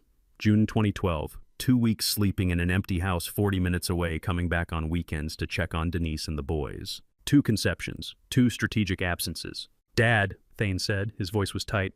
"Mom didn't just hide it, she planned it." I stared at the notepad. The numbers didn't lie. September 2009, June 2012. Both times I'd been gone long enough that paternity wouldn't be questioned. Both times I'd been working to provide for a family that wasn't genetically mine. "I have to go," I said. I ended the call and folded the paper. I'd been proud of those night shifts, overtime that paid for Kieran's crib, his first bike, his school clothes. Turns out I'd been paying for my own betrayal. I sat in the truck for 15 minutes doing nothing, just sitting with the weight of it. 2 sons, 2 absences, 13 years of planning. The parking lot was quiet. A few other cars scattered across the asphalt, streetlights beginning to flicker on as the January sun set early. I didn't cry. I didn't hit the steering wheel. I just sat there and let the truth settle into my bones. January 11th, 11 o'clock in the morning, conference room 4A again. The same room where Dr. Sinclair had given me Kieran's DNA results. Gail sat across from me, Dr. Sinclair to her left, Wayne to her right. Gail placed an envelope on the table. Thicker than the first one, more pages inside. "We have Brennan's DNA results," she said. I already knew. The timeline had told me everything I needed to know. But knowing and hearing it confirmed are different things. Gail opened the envelope and pulled out 3 pages. The same format as before. Tables, abbreviations, numbers. She slid the first page toward me. Probability of paternity 0.000%. Underlined in red, just like Kieran's. "Brennan is not biologically related to you," Gail said. I nodded. I'd expected that. Gail slid the second page toward me. "We also ran a sibling analysis," she said, comparing Brennan's genetic markers to Kieran's. I looked at the page. More tables. More numbers I didn't fully understand. "What does it say?" I asked. "The genetic markers suggest Brennan and Kieran may have different biological fathers," Gail said. I stared at her. "Different fathers," I repeated. "The data isn't conclusive without testing the biological fathers directly," Gail said. "But the sibling coefficient is low enough to suggest they don't share the same paternal DNA. 2 different men, while I worked nights and repaired the house and drove school bus routes and paid the mortgage." "Who is Brennan's biological father?" I asked. Gail looked uncomfortable. "Denise hasn't provided that information." "Can you compel her to?" I asked. Wayne leaned forward. "Georgia law keeps biological father information confidential unless it's medically necessary for the child's health. Since Brennan doesn't currently require transplant or genetic treatment, Denise has the right to withhold that information." "So I don't get to know," I said. "Not unless she chooses to tell you," Wayne said. "Or unless a court orders disclosure for legal proceedings." I looked at the DNA results again. 2 sons, 2 different biological fathers, 1 woman who'd managed this for over a decade. How do you tell a 13-year-old boy that his mother lied about his father, his brother might not be his brother, and nothing he knew about his family was real? "I want to see Brennan," I said. "Alone. I need to tell him the truth myself." Gail exchanged a glance with Wayne. "Denise has requested supervised visits only," Gail said. "Given the current custody situation and her allegations." "What allegations?" I asked. Wayne cleared his throat. "She filed a motion yesterday requesting temporary full custody, claims you've been emotionally volatile, and that Brennan expressed fear of being alone with you. Because she staged that scene with Nurse Olivia, I said. We know, Wayne said. But legally, she's within her rights to request supervised visits until the custody hearing. I stood, the chair scraped against the floor. No matter what the DNA says, I said Brennan is my son. Gail started to speak, but I kept going. I taught him to ride a bike when he was 6. I sat in the emergency room when he broke his arm at 9. I helped him with algebra homework last year when he couldn't figure out slope-intercept form. I was at every parent-teacher conference, every school play, every baseball game. My voice stayed calm, controlled. I was his father, I said, and I will continue being his father. Wayne nodded slowly. But first, I said, I have to tell him the truth, and I have no idea if he'll believe me over the woman who spent 13 years planning lies. I never got to tell Brennan myself. Denise's custody motion went through before I could arrange the supervised visit, but the truth found its way out anyway. Officer Lyle Barker opened his laptop in the first-floor waiting room and said the 5 words that made every morning of the past 3 months finally make sense. Your bus has exterior cameras. This was January 12th, 9 o'clock in the morning. Lyle was mid-40s, trim build, Atlanta PD uniform with a name badge that caught the overhead lights. He sat across from me with Simone beside him. Margot's colleague filed a report about the January 9th recording, Lyle said. The staged scene with Brennan. Simone nodded. I asked Officer Lyle to check the bus depot cameras. I thought there might be additional evidence. The depot stores exterior footage for 90 days, Lyle said. Your bus number 43 has cameras mounted front and rear. They activate automatically when the door opens. He turned the laptop toward me. I pulled footage from the past 3 months, he said. November through January, watch this. He clicked play. The screen showed the front exterior of my bus. The camera angle captured the street, the sidewalk, and the doorway of my house 40 feet away. Timestamp November 18th, 2025, 7:42 a.m. The front door opened. Brennan stepped out wearing his backpack. Denise appeared behind him, still in her robe. She ran down the steps and bent down close to his ear. Her lips moved for 15 seconds. She glanced toward the bus, then pushed Brennan gently toward the street. Brennan boarded with his face red. He wouldn't look at me. Sat 3 rows back instead of his usual seat behind the driver. I remembered that morning. I'd waved at him through the mirror. He'd turned his face to the window. Lyle clicked to another file. December 3rd, he said. Same scene. Brennan exiting the house, Denise following. This time she held her phone in her left hand pointed toward the bus while she whispered in Brennan's ear with her right hand on his shoulder. Brennan boarded, red-faced, eyes down. December 8th, Lyle said, clicking again. Same pattern. Denise whispering. Phone recording. Brennan boarding without meeting my eyes. December 15th. Again. December 22nd. Again. I have 17 separate instances, Lyle said, all showing the same behavior pattern. Coaching before boarding, often with phone documentation. Simone leaned forward. This is systematic parental alienation, documented over months. I stared at the screen. December 22nd. That was the morning Brennan had walked past me without saying good morning. The morning I'd thought maybe he was upset about a test or an argument with a friend. I'd driven that route 300 mornings, wondering why my son turned his face to the window when I waved. Now I knew she'd been standing in the doorway making sure he did. It wasn't because Brennan hated me, I said. My voice came out quiet, controlled. Someone stood behind him every morning commanding it. Lyle nodded.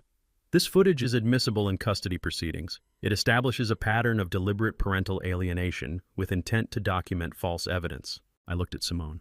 Thank you. Margot asked me to help, she said. Family helps family.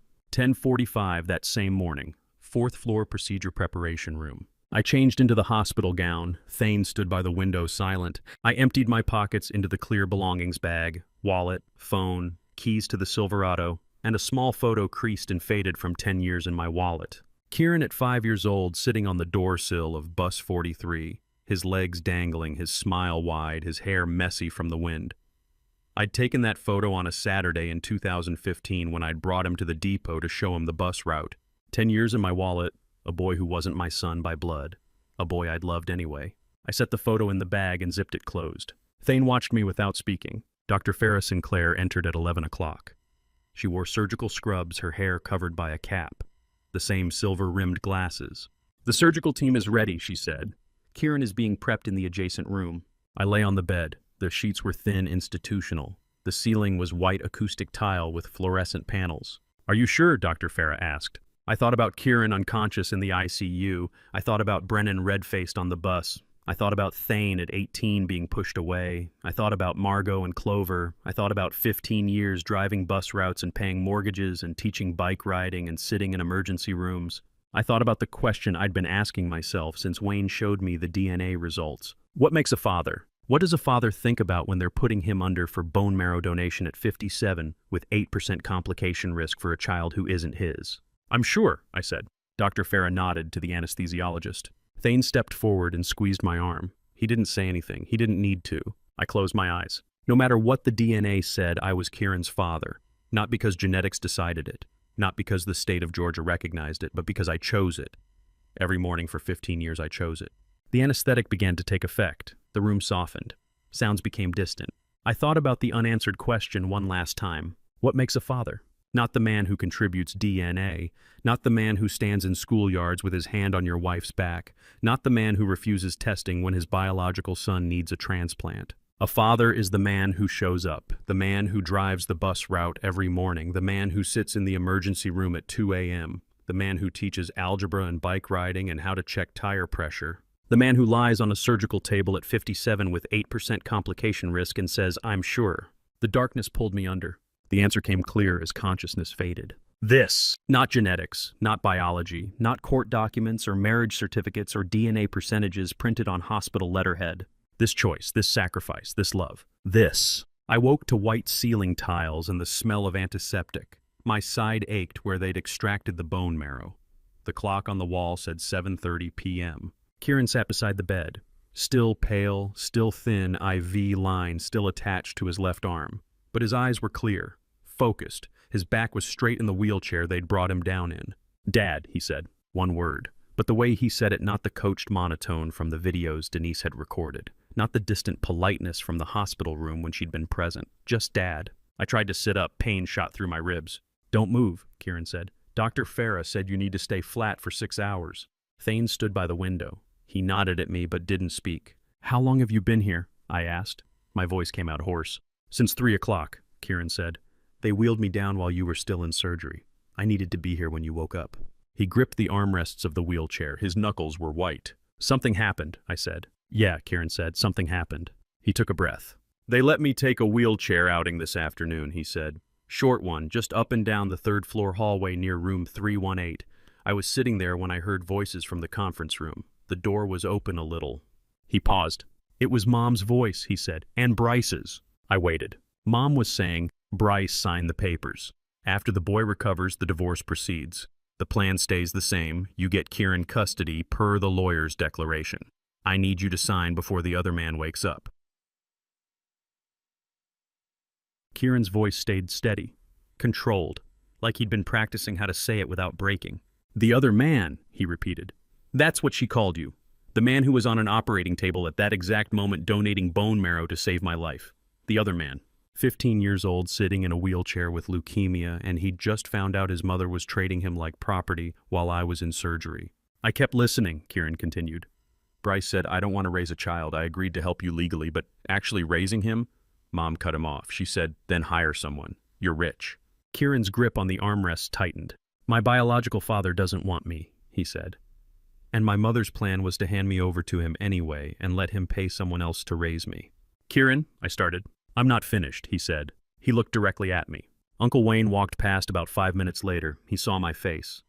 I wasn't crying, but I guess I looked pretty messed up. He asked if I was okay. I said, "Uncle Wayne, I need to see Dad." Kieran smiled slightly. He understood immediately, took me to a private room, had me tell him everything I'd heard. He recorded it on his phone. Then he called someone, an attorney, I think, said, "We have a new witness. Schedule an emergency meeting tomorrow morning." "Wayne recorded your testimony," I said. "Yeah," Kieran said. "And I told him I wanted to testify in person if it goes to court. I'm 15. Georgia law says I can choose which parent I want to live with. I choose you." I felt something loosen in my chest. Not relief exactly. Something deeper. "I'm sorry," Kieran said suddenly. His voice cracked for the first time. "I'm sorry for everything. Those mornings on the bus. All the times I turned away. All the times I wouldn't look at you or talk to you or sit in my usual seat." He gripped my hand. His fingers were cold. "I was scared," he said. "Mom kept telling me you were angry at me, that you blamed me for things, that you were going to leave and it would be my fault. She'd whisper it every morning before I got on the bus, and I believed her because she's my mom, and I thought moms don't lie about that stuff. How do you thank someone for choosing to be your father when biology said they didn't have to? You don't need to explain anything, I said. My voice was hoarse from the anesthesia. You don't need to apologize. Yes, I do, Kieran said. Because I need you to know I heard what she said today. About you, about her plan. I heard it all, and I need you to know that I see it now. I see what she was doing, what she's been doing for months, maybe years. He took a shaky breath. Are you okay? I asked. I'm okay, he said. Then he smiled a real smile, the first I'd seen since before the emergency room admission on January 6th. You're the one who needs asking. Are you okay? I smiled back. First time since I'd walked into Scottish Rite Hospital a week ago. I'm okay, I said. Thane moved from the window and put his hand on Kieran's shoulder. Your dad's surgery went well, Thane said. Dr. Farah said the extraction was successful. Clean, no complications. They're already processing the marrow for your transplant. Kieran nodded. Then he looked back at me. I want to talk to Brennan, he said. I need to tell him the truth. He deserves to know what Mom's been doing. The coaching, the videos, the lies. His grip on my hand tightened. He thinks you're the bad guy, Kieran said. But you're not. You're the one who showed up. You're the one who donated marrow when my biological father wanted a lawyer before he'd even get tested. You're the one who's been my dad for 15 years. I looked at my son, biologically Bryce Mercer's, legally mine, and by every choice that mattered mine. This is my son, I said quietly. Kieran squeezed my hand. And you're my dad, he said, no matter what any DNA test says. Wayne made it happen 2 hours later. He ensured Denise stayed on the first floor dealing with administrative paperwork. Thane stood outside my recovery room door. Brennan walked into the recovery room at 9 p.m. with the same stiff shoulders he'd carried for 3 months, but Kieran was waiting, and my eldest son had 13 years of being a big brother behind his next words. Little brother, Kieran said from his wheelchair beside my bed. His voice was calmer than you'd expect from a sick 15-year-old who'd spent the past week fighting leukemia. I need to talk to you. Not Mom, not anyone else. Your father and I are talking to you. Brennan stopped 3 feet inside the door. He looked at Kieran, then at me, then back at Kieran. His lips were trembling. It's okay, Kieran said. You're not in trouble. We just need to talk. Brennan nodded slowly. Come sit down, I said. My voice was still hoarse from the anesthesia, but it worked. Brennan sat in the chair by the window, his hands folded in his lap, fingers twisting together. Kieran leaned forward slightly in the wheelchair. I know you're carrying a heavy burden, Kieran said. I know because I carried one too. All those mornings on the bus, all those times I turned away from Dad, I was scared. Brennan looked up. You did those hallway things because you were scared, right? Kieran asked. Not because you hate Dad. Brennan's eyes started to well. He looked down at his hands and nodded slightly. It's okay, Kieran said again. You can tell us. Brennan's voice came out quiet, broken. Mom said if I didn't do it, she wouldn't let me see my friends, he said. She said Dad was leaving and he wouldn't need me anymore. She said if I loved her, I'd help her. And if I didn't help, it meant I didn't love her. 13 years old, and his mother had threatened to take away his friends if he didn't perform rejection on command. What kind of parent does that? I looked at my youngest son biologically, not mine, legally mine, and by every single morning I'd ever woken up to drive a school bus, mine. Brennan, I said, look at me. He looked up, tears on his cheeks. I will never not need you, I said. Do you hear me? I will never not need you. Not today, not next week, not when you're 30. You are my son. That doesn't change. Yes, Brennan whispered. I hear you. I opened my arms. Brennan stood and walked to the bed. He hugged me tight, his whole body trembling. I felt the wetness of his tears through my hospital gown. Kieran watched from the wheelchair. His eyes were red, but he was smiling. First time in months we'd been a family. January 13th, 10 o'clock in the morning, the large conference room on the 4th floor. I sat in a wheelchair. Wayne had insisted. My side still ached from the donation procedure, and Dr. Farah had said I needed to stay off my feet for another 48 hours. The attorney Wayne had recommended sat at the head of the table, mid-50s gray suit briefcase full of documentation. Denise sat on one side with Boyd Lancaster. Bryce sat beside them, arms crossed. Wayne Gale and Officer Lyle sat on my side. The attorney laid out the evidence piece by piece. Appointment cancellation records from August through November 2025. Patient portal email change dated August 15th. Screenshots showing every cancellation made within hours of being scheduled. Guardianship change document dated November 28th, 2025, Thanksgiving Day. Bus depot camera footage. 17 separate instances of Denise coaching Brennan before school. The attorney played 3 clips on a laptop. November 18th, December 3rd, December 15th. Each one showing the same pattern whisper push phone recording. Photographs from the 2022 open house and 2023 summer party. Bryce Mercer clearly visible hand on Denise's back in one photo, standing in the schoolyard in another. Bank transaction records. Transfer of funds to Vitality Circle, LLC, December 12, 2025. Linked to Roxanne Bentley, linked to Stryker Medical Devices, linked to Bryce Mercer. Kieran's sworn testimony from January 12th evening. Recorded statement describing what he'd overheard in the conference room, the custody plan, the divorce timeline, Bryce's reluctance to raise a child, Denise's instruction to hire someone. Boyd's face stayed neutral through most of it. Professional, detached. But when the attorney finished and closed the folder, I saw Boyd's jaw tighten. They thought evidence would change minds, but I knew better. It just changed the cost of refusing. Bryce looked at Denise, searching for an escape route. Boyd leaned close to Bryce and whispered. I couldn't hear the exact words, but I saw Bryce's expression change from defiant to calculating. Later, Wayne told me what Boyd had said. If you continue refusing compatibility testing and the child dies, you'll be the first media target. Get tested. It's the only way out. Not conscience, not care for Kieran, strategic damage control. Bryce stood. He buttoned his jacket with precise movements. I want to cooperate with the hospital on compatibility testing, he said to Gail. I'll make myself available for whatever procedures are necessary. His voice was smooth, corporate, the same tone he'd used when he'd first walked off the elevator 10 days ago. Self-preservation dressed up as cooperation. Boyd smiled at me across the conference table. A small smile. Professional. As if he'd helped. As if we were all on the same team now. I looked back without smiling. He hadn't helped me. He'd saved his client from a public relations disaster. He'd calculated that the cost of refusing was higher than the cost of cooperating. He'd done the math and chosen the option with lower legal exposure. Two different things entirely. Gail nodded. We can begin testing this afternoon. The lab is ready. Bryce nodded. Denise sat silent. Her face was pale composed. She didn't look at me, didn't look at Wayne or Gail or the attorney, just stared at the table. The meeting ended at 10:30. Wayne wheeled me out of the conference room. We passed the elevator and I saw Bryce and Boyd waiting for the doors to open.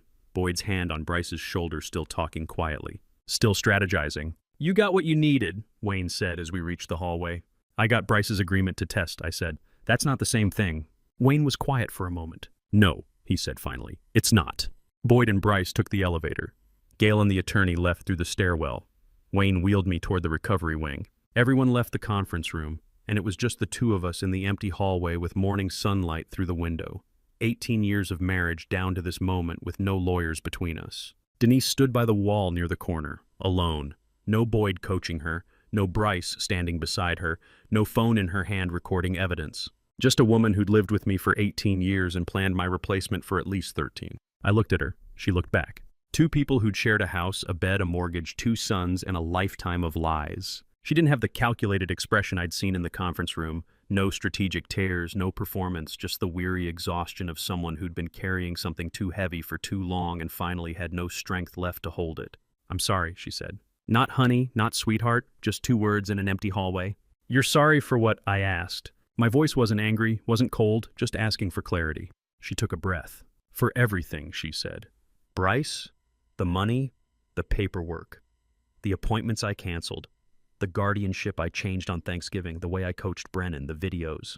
She paused. Her voice broke. For letting our child get sicker when we could have caught it earlier. Our child, not the boy, not Kieran, our child. I watched her face. This wasn't strategic remorse. This was the first time I'd seen Denise cry real tears, not the performance she'd given Dr. Sinclair in the consultation room, not the manipulation she'd staged with Nurse Olivia. Real crying. I sat in the wheelchair and let her apology linger in the air. I didn't rush to accept it, didn't rush to reject it, just let the silence hold the weight of 18 years. I know you're sorry, I said finally, but that won't erase anything. I know, she said. 18 years I'd believed in one version of our marriage. 3 weeks to learn the truth, 5 minutes in this hallway to decide what came next. But the children still need you as their mother, I said. She looked at me. Can you forgive me? She asked. I thought about it, really thought about it. Not yet, maybe not ever, but I could help raise the children with her. I could build some version of co-parenting that didn't require forgiveness but didn't destroy what was left. That's what I could do. I don't know, I said, but I know they need both of us. So we'll figure out what that looks like. She nodded slowly. Thank you, she whispered. I didn't respond.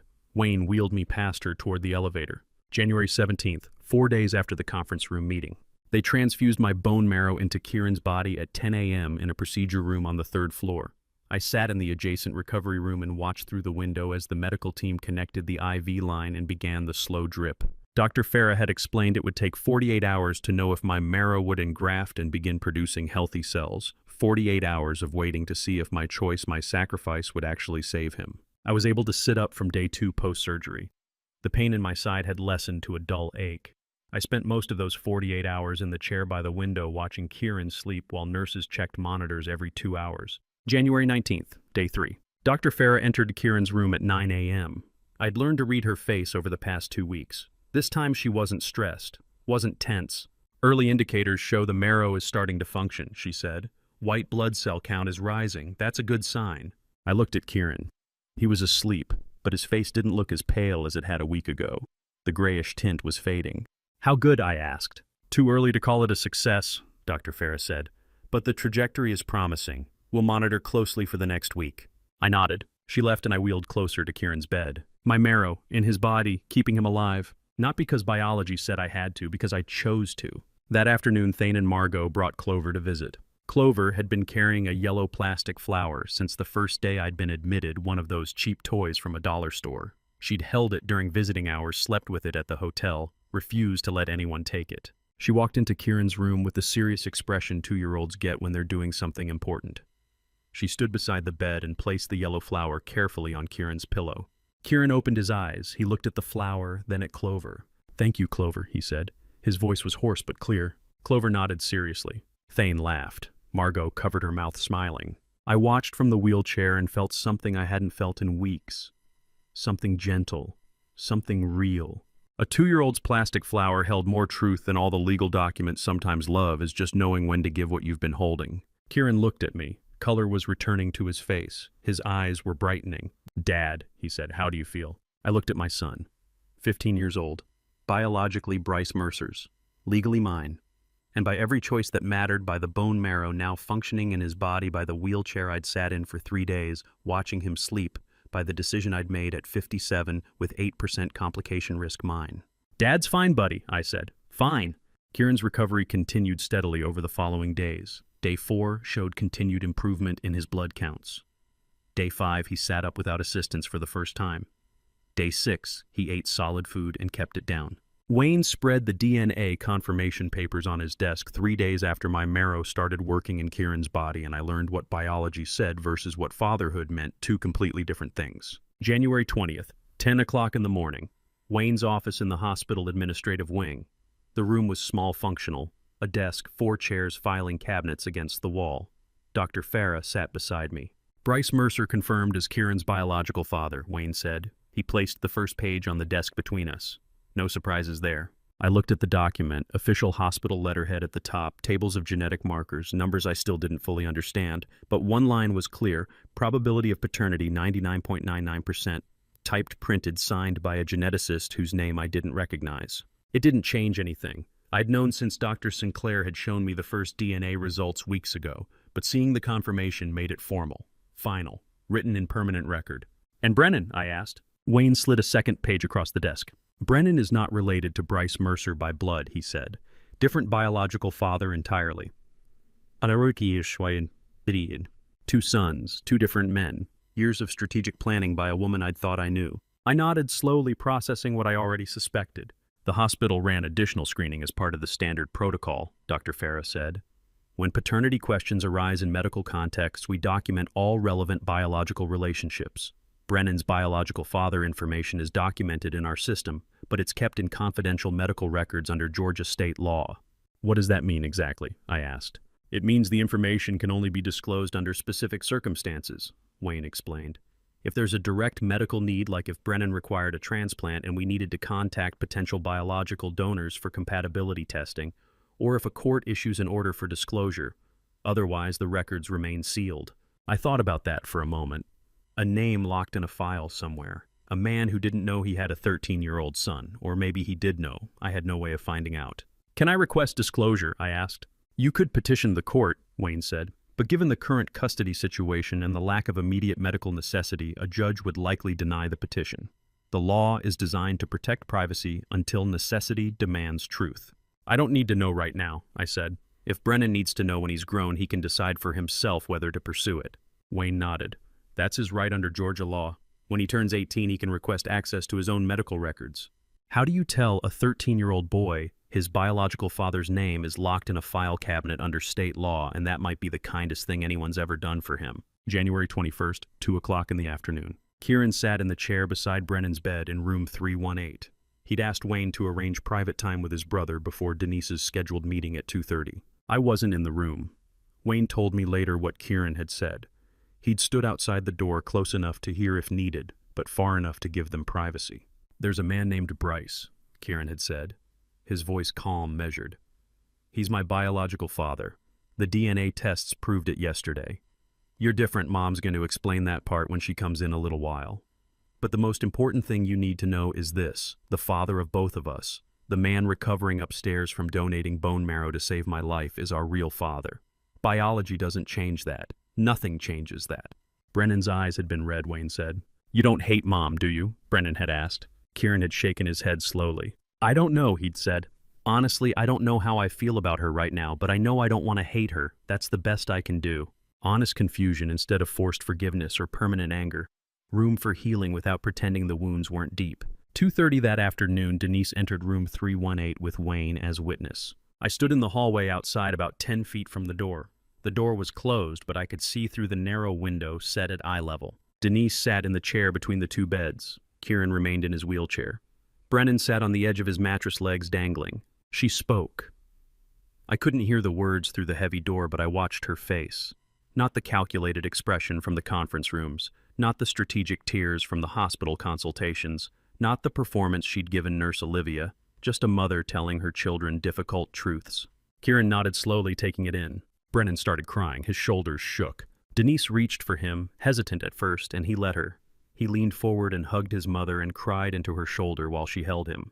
Kieran watched from his wheelchair. His face was unreadable, guarded. Denise said something else. Both boys looked at her, waited. She was crying too now, real tears running down her face. I watched my sons through the glass, one recovering from leukemia, with my marrow keeping him alive, one recovering from his mother's systematic lies, and realized healing doesn't need words sometimes. Sometimes it just needs time and truth and the willingness not to walk away. The conversation lasted 20 minutes. When it ended, Denise stood slowly and walked to the door.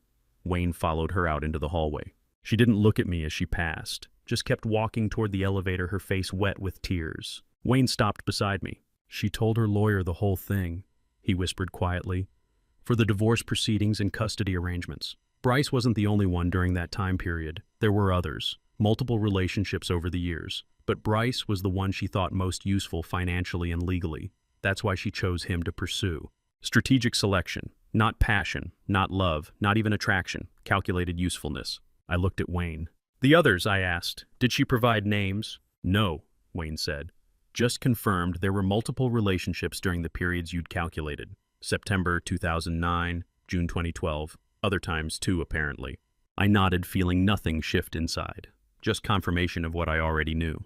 The room door opened. Kieran saw me standing in the hallway. He didn't say anything, didn't ask if I'd heard what happened inside, didn't explain or apologize or defend his mother or himself. He just nodded once. I nodded back. That silent acknowledgement between us was enough, more than enough. That silent nod in the hallway became the foundation for what came next. The joint custody papers sat on the mediation table waiting for Denise to fight me, but when she walked in with her attorney 3 days after Kieran's nod in the hospital hallway, she didn't look like someone preparing for war. January 23rd, 2 o'clock in the afternoon. Attorney's office conference room in downtown Atlanta. Neutral territory. My attorney sat to my left. Denise's attorney sat across the table. Denise sat beside him, hands folded. Boyd Lancaster wasn't there. He'd withdrawn from representation after Bryce was no longer his preferred client. The mediator outlined the proposed custody arrangement. Joint legal custody. Primary physical custody alternating weekly. Holiday schedule split equitably. Standard arrangement. I waited for Denise to object, to argue, to demand modifications. She looked at the mediator and said, I agree to everything. Her attorney looked surprised. Mrs. Caldwell, he said, we discussed potential adjustments to the visitation schedule. I don't want adjustments, Denise said. She looked directly at me for the first time since entering the room. I want the children to have their father, their real father, the one who was here. The mediator made notes. My attorney reviewed the financial settlement, division of assets, house incoming to be sold precedes split, retirement accounts divided, no alimony requested by either party. Denise agreed to all of it. 20 minutes later, I signed the custody agreement. My signature looked the same as it always had. Vernon Caldwell, 57 years old, school bus driver, father. The feeling wasn't victory, it was fairness. I didn't get everything, but I got the most important thing both parents in the children's lives: structure, stability. Late January brought news about the others. Roxanne Bentley was prosecuted for wire fraud. The funds transferred to Vitality Circle, LLC, an entity with no business operations, no employees, no legitimate purpose. The case would extend into the following year, but the charges were filed. Real charges, real consequences. Bryce Mercer was terminated from his consulting contract with Stryker Medical Devices after the conflict of interest was revealed. The Georgia State Bar opened an investigation into whether he and Boyd had colluded to write scripted testimony designed to avoid legal liability while refusing medical cooperation.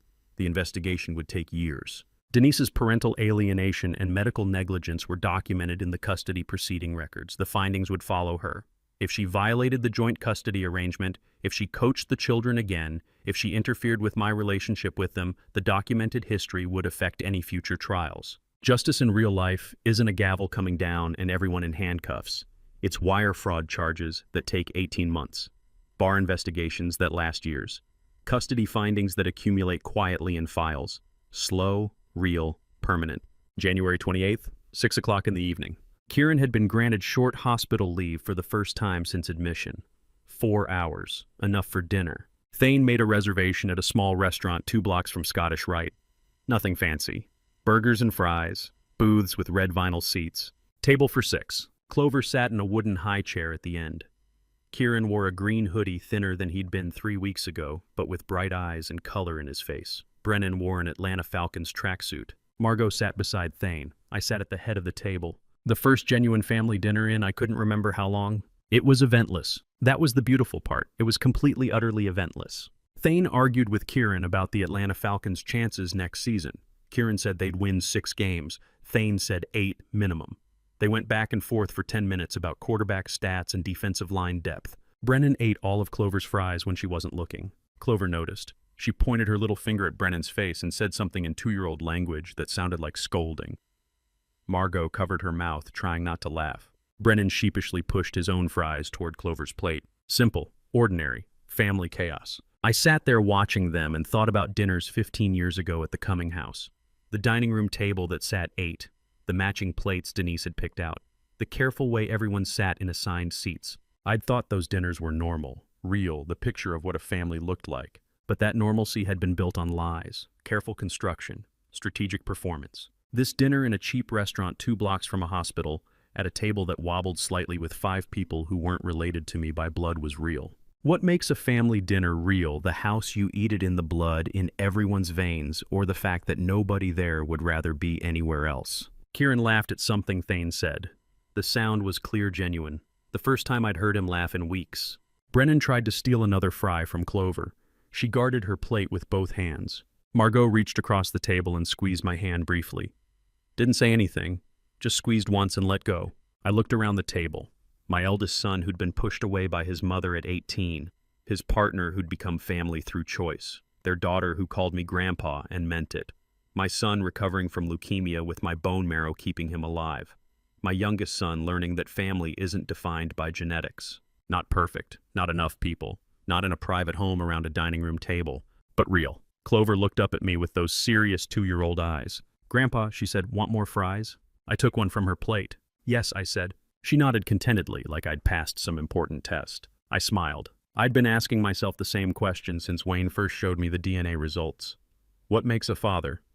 What makes a family?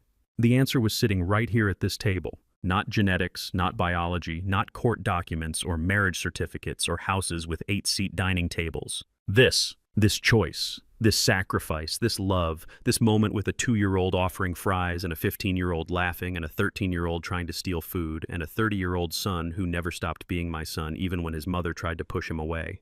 This is family. That dinner at the restaurant became the first of many. Not every week, not perfectly scheduled, but regular enough to matter. Kieran walked out of Scottish Rite Hospital on a cold January morning wearing a navy blue jacket and carrying everything that mattered in a small bag on his shoulder, and I pushed the backup wheelchair behind him just in case, but he didn't need it. Late January. The exact date doesn't matter. What mattered was the cold but sunny morning, the way Kieran sat in the wheelchair outside the hospital doors one last time, then stood slowly, carefully, and walked the final 30 steps to the car on his own 2 feet.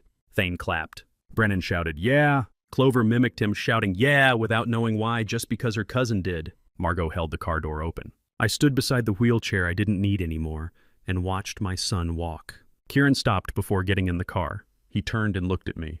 "Dad," he said. "Yes. I've wanted to save this for a long time," he said. His voice was steady, clear.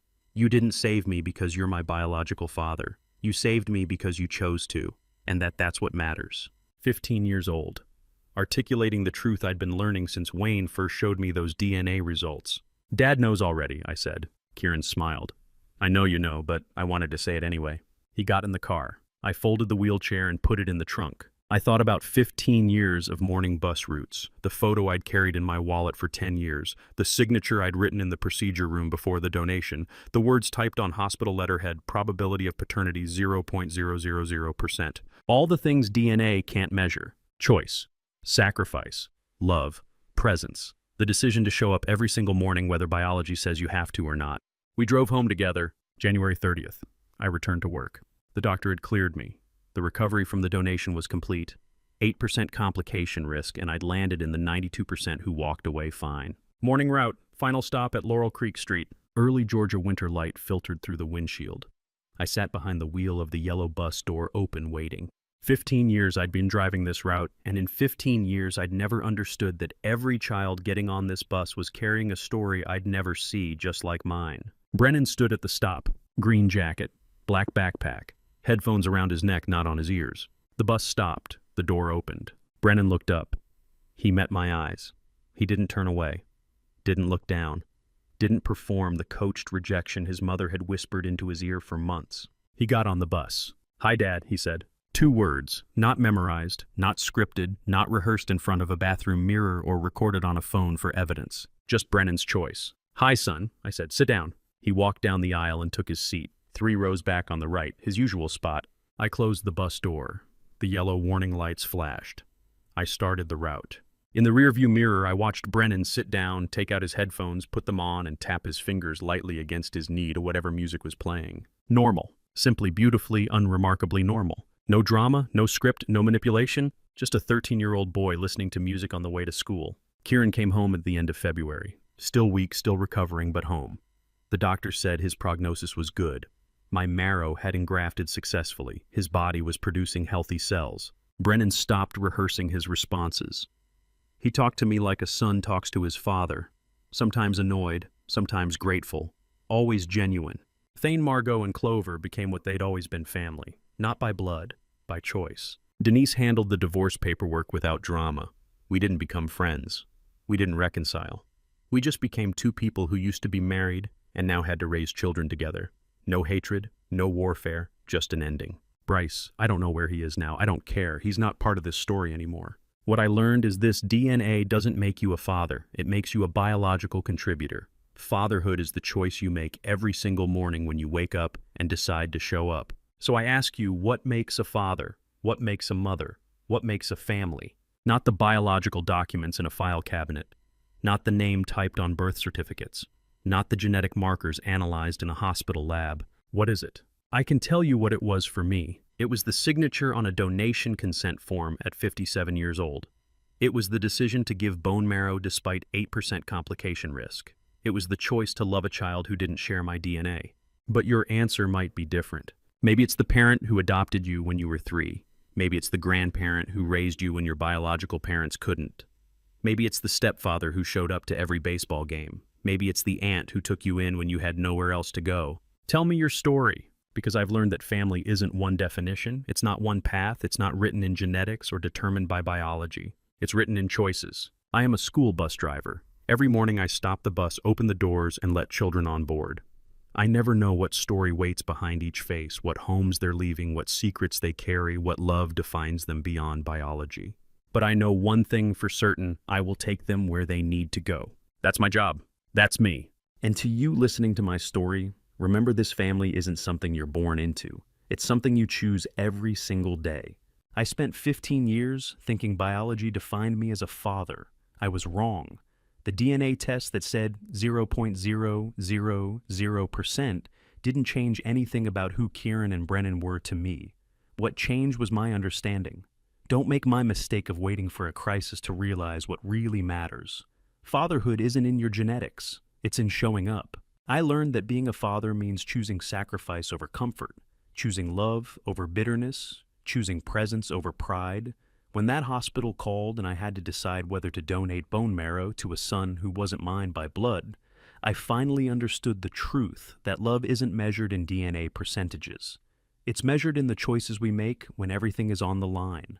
The biological father hired a lawyer. I signed the consent form. That's the difference between genetics and fatherhood. So, here's what I want to know from you: what defines family in your life? Leave a comment below and share your story. If this message touched you, please share it with someone who needs to hear it. And if you want more stories like this, subscribe to this channel. These stories matter because your experiences matter. Thank you for staying with me until the very end. Your time means everything. One final note. Some details in this story have been adapted or fictionalized for storytelling purposes, but the core truth that family is defined by choice and love, not biology, remains unchanged. God bless you.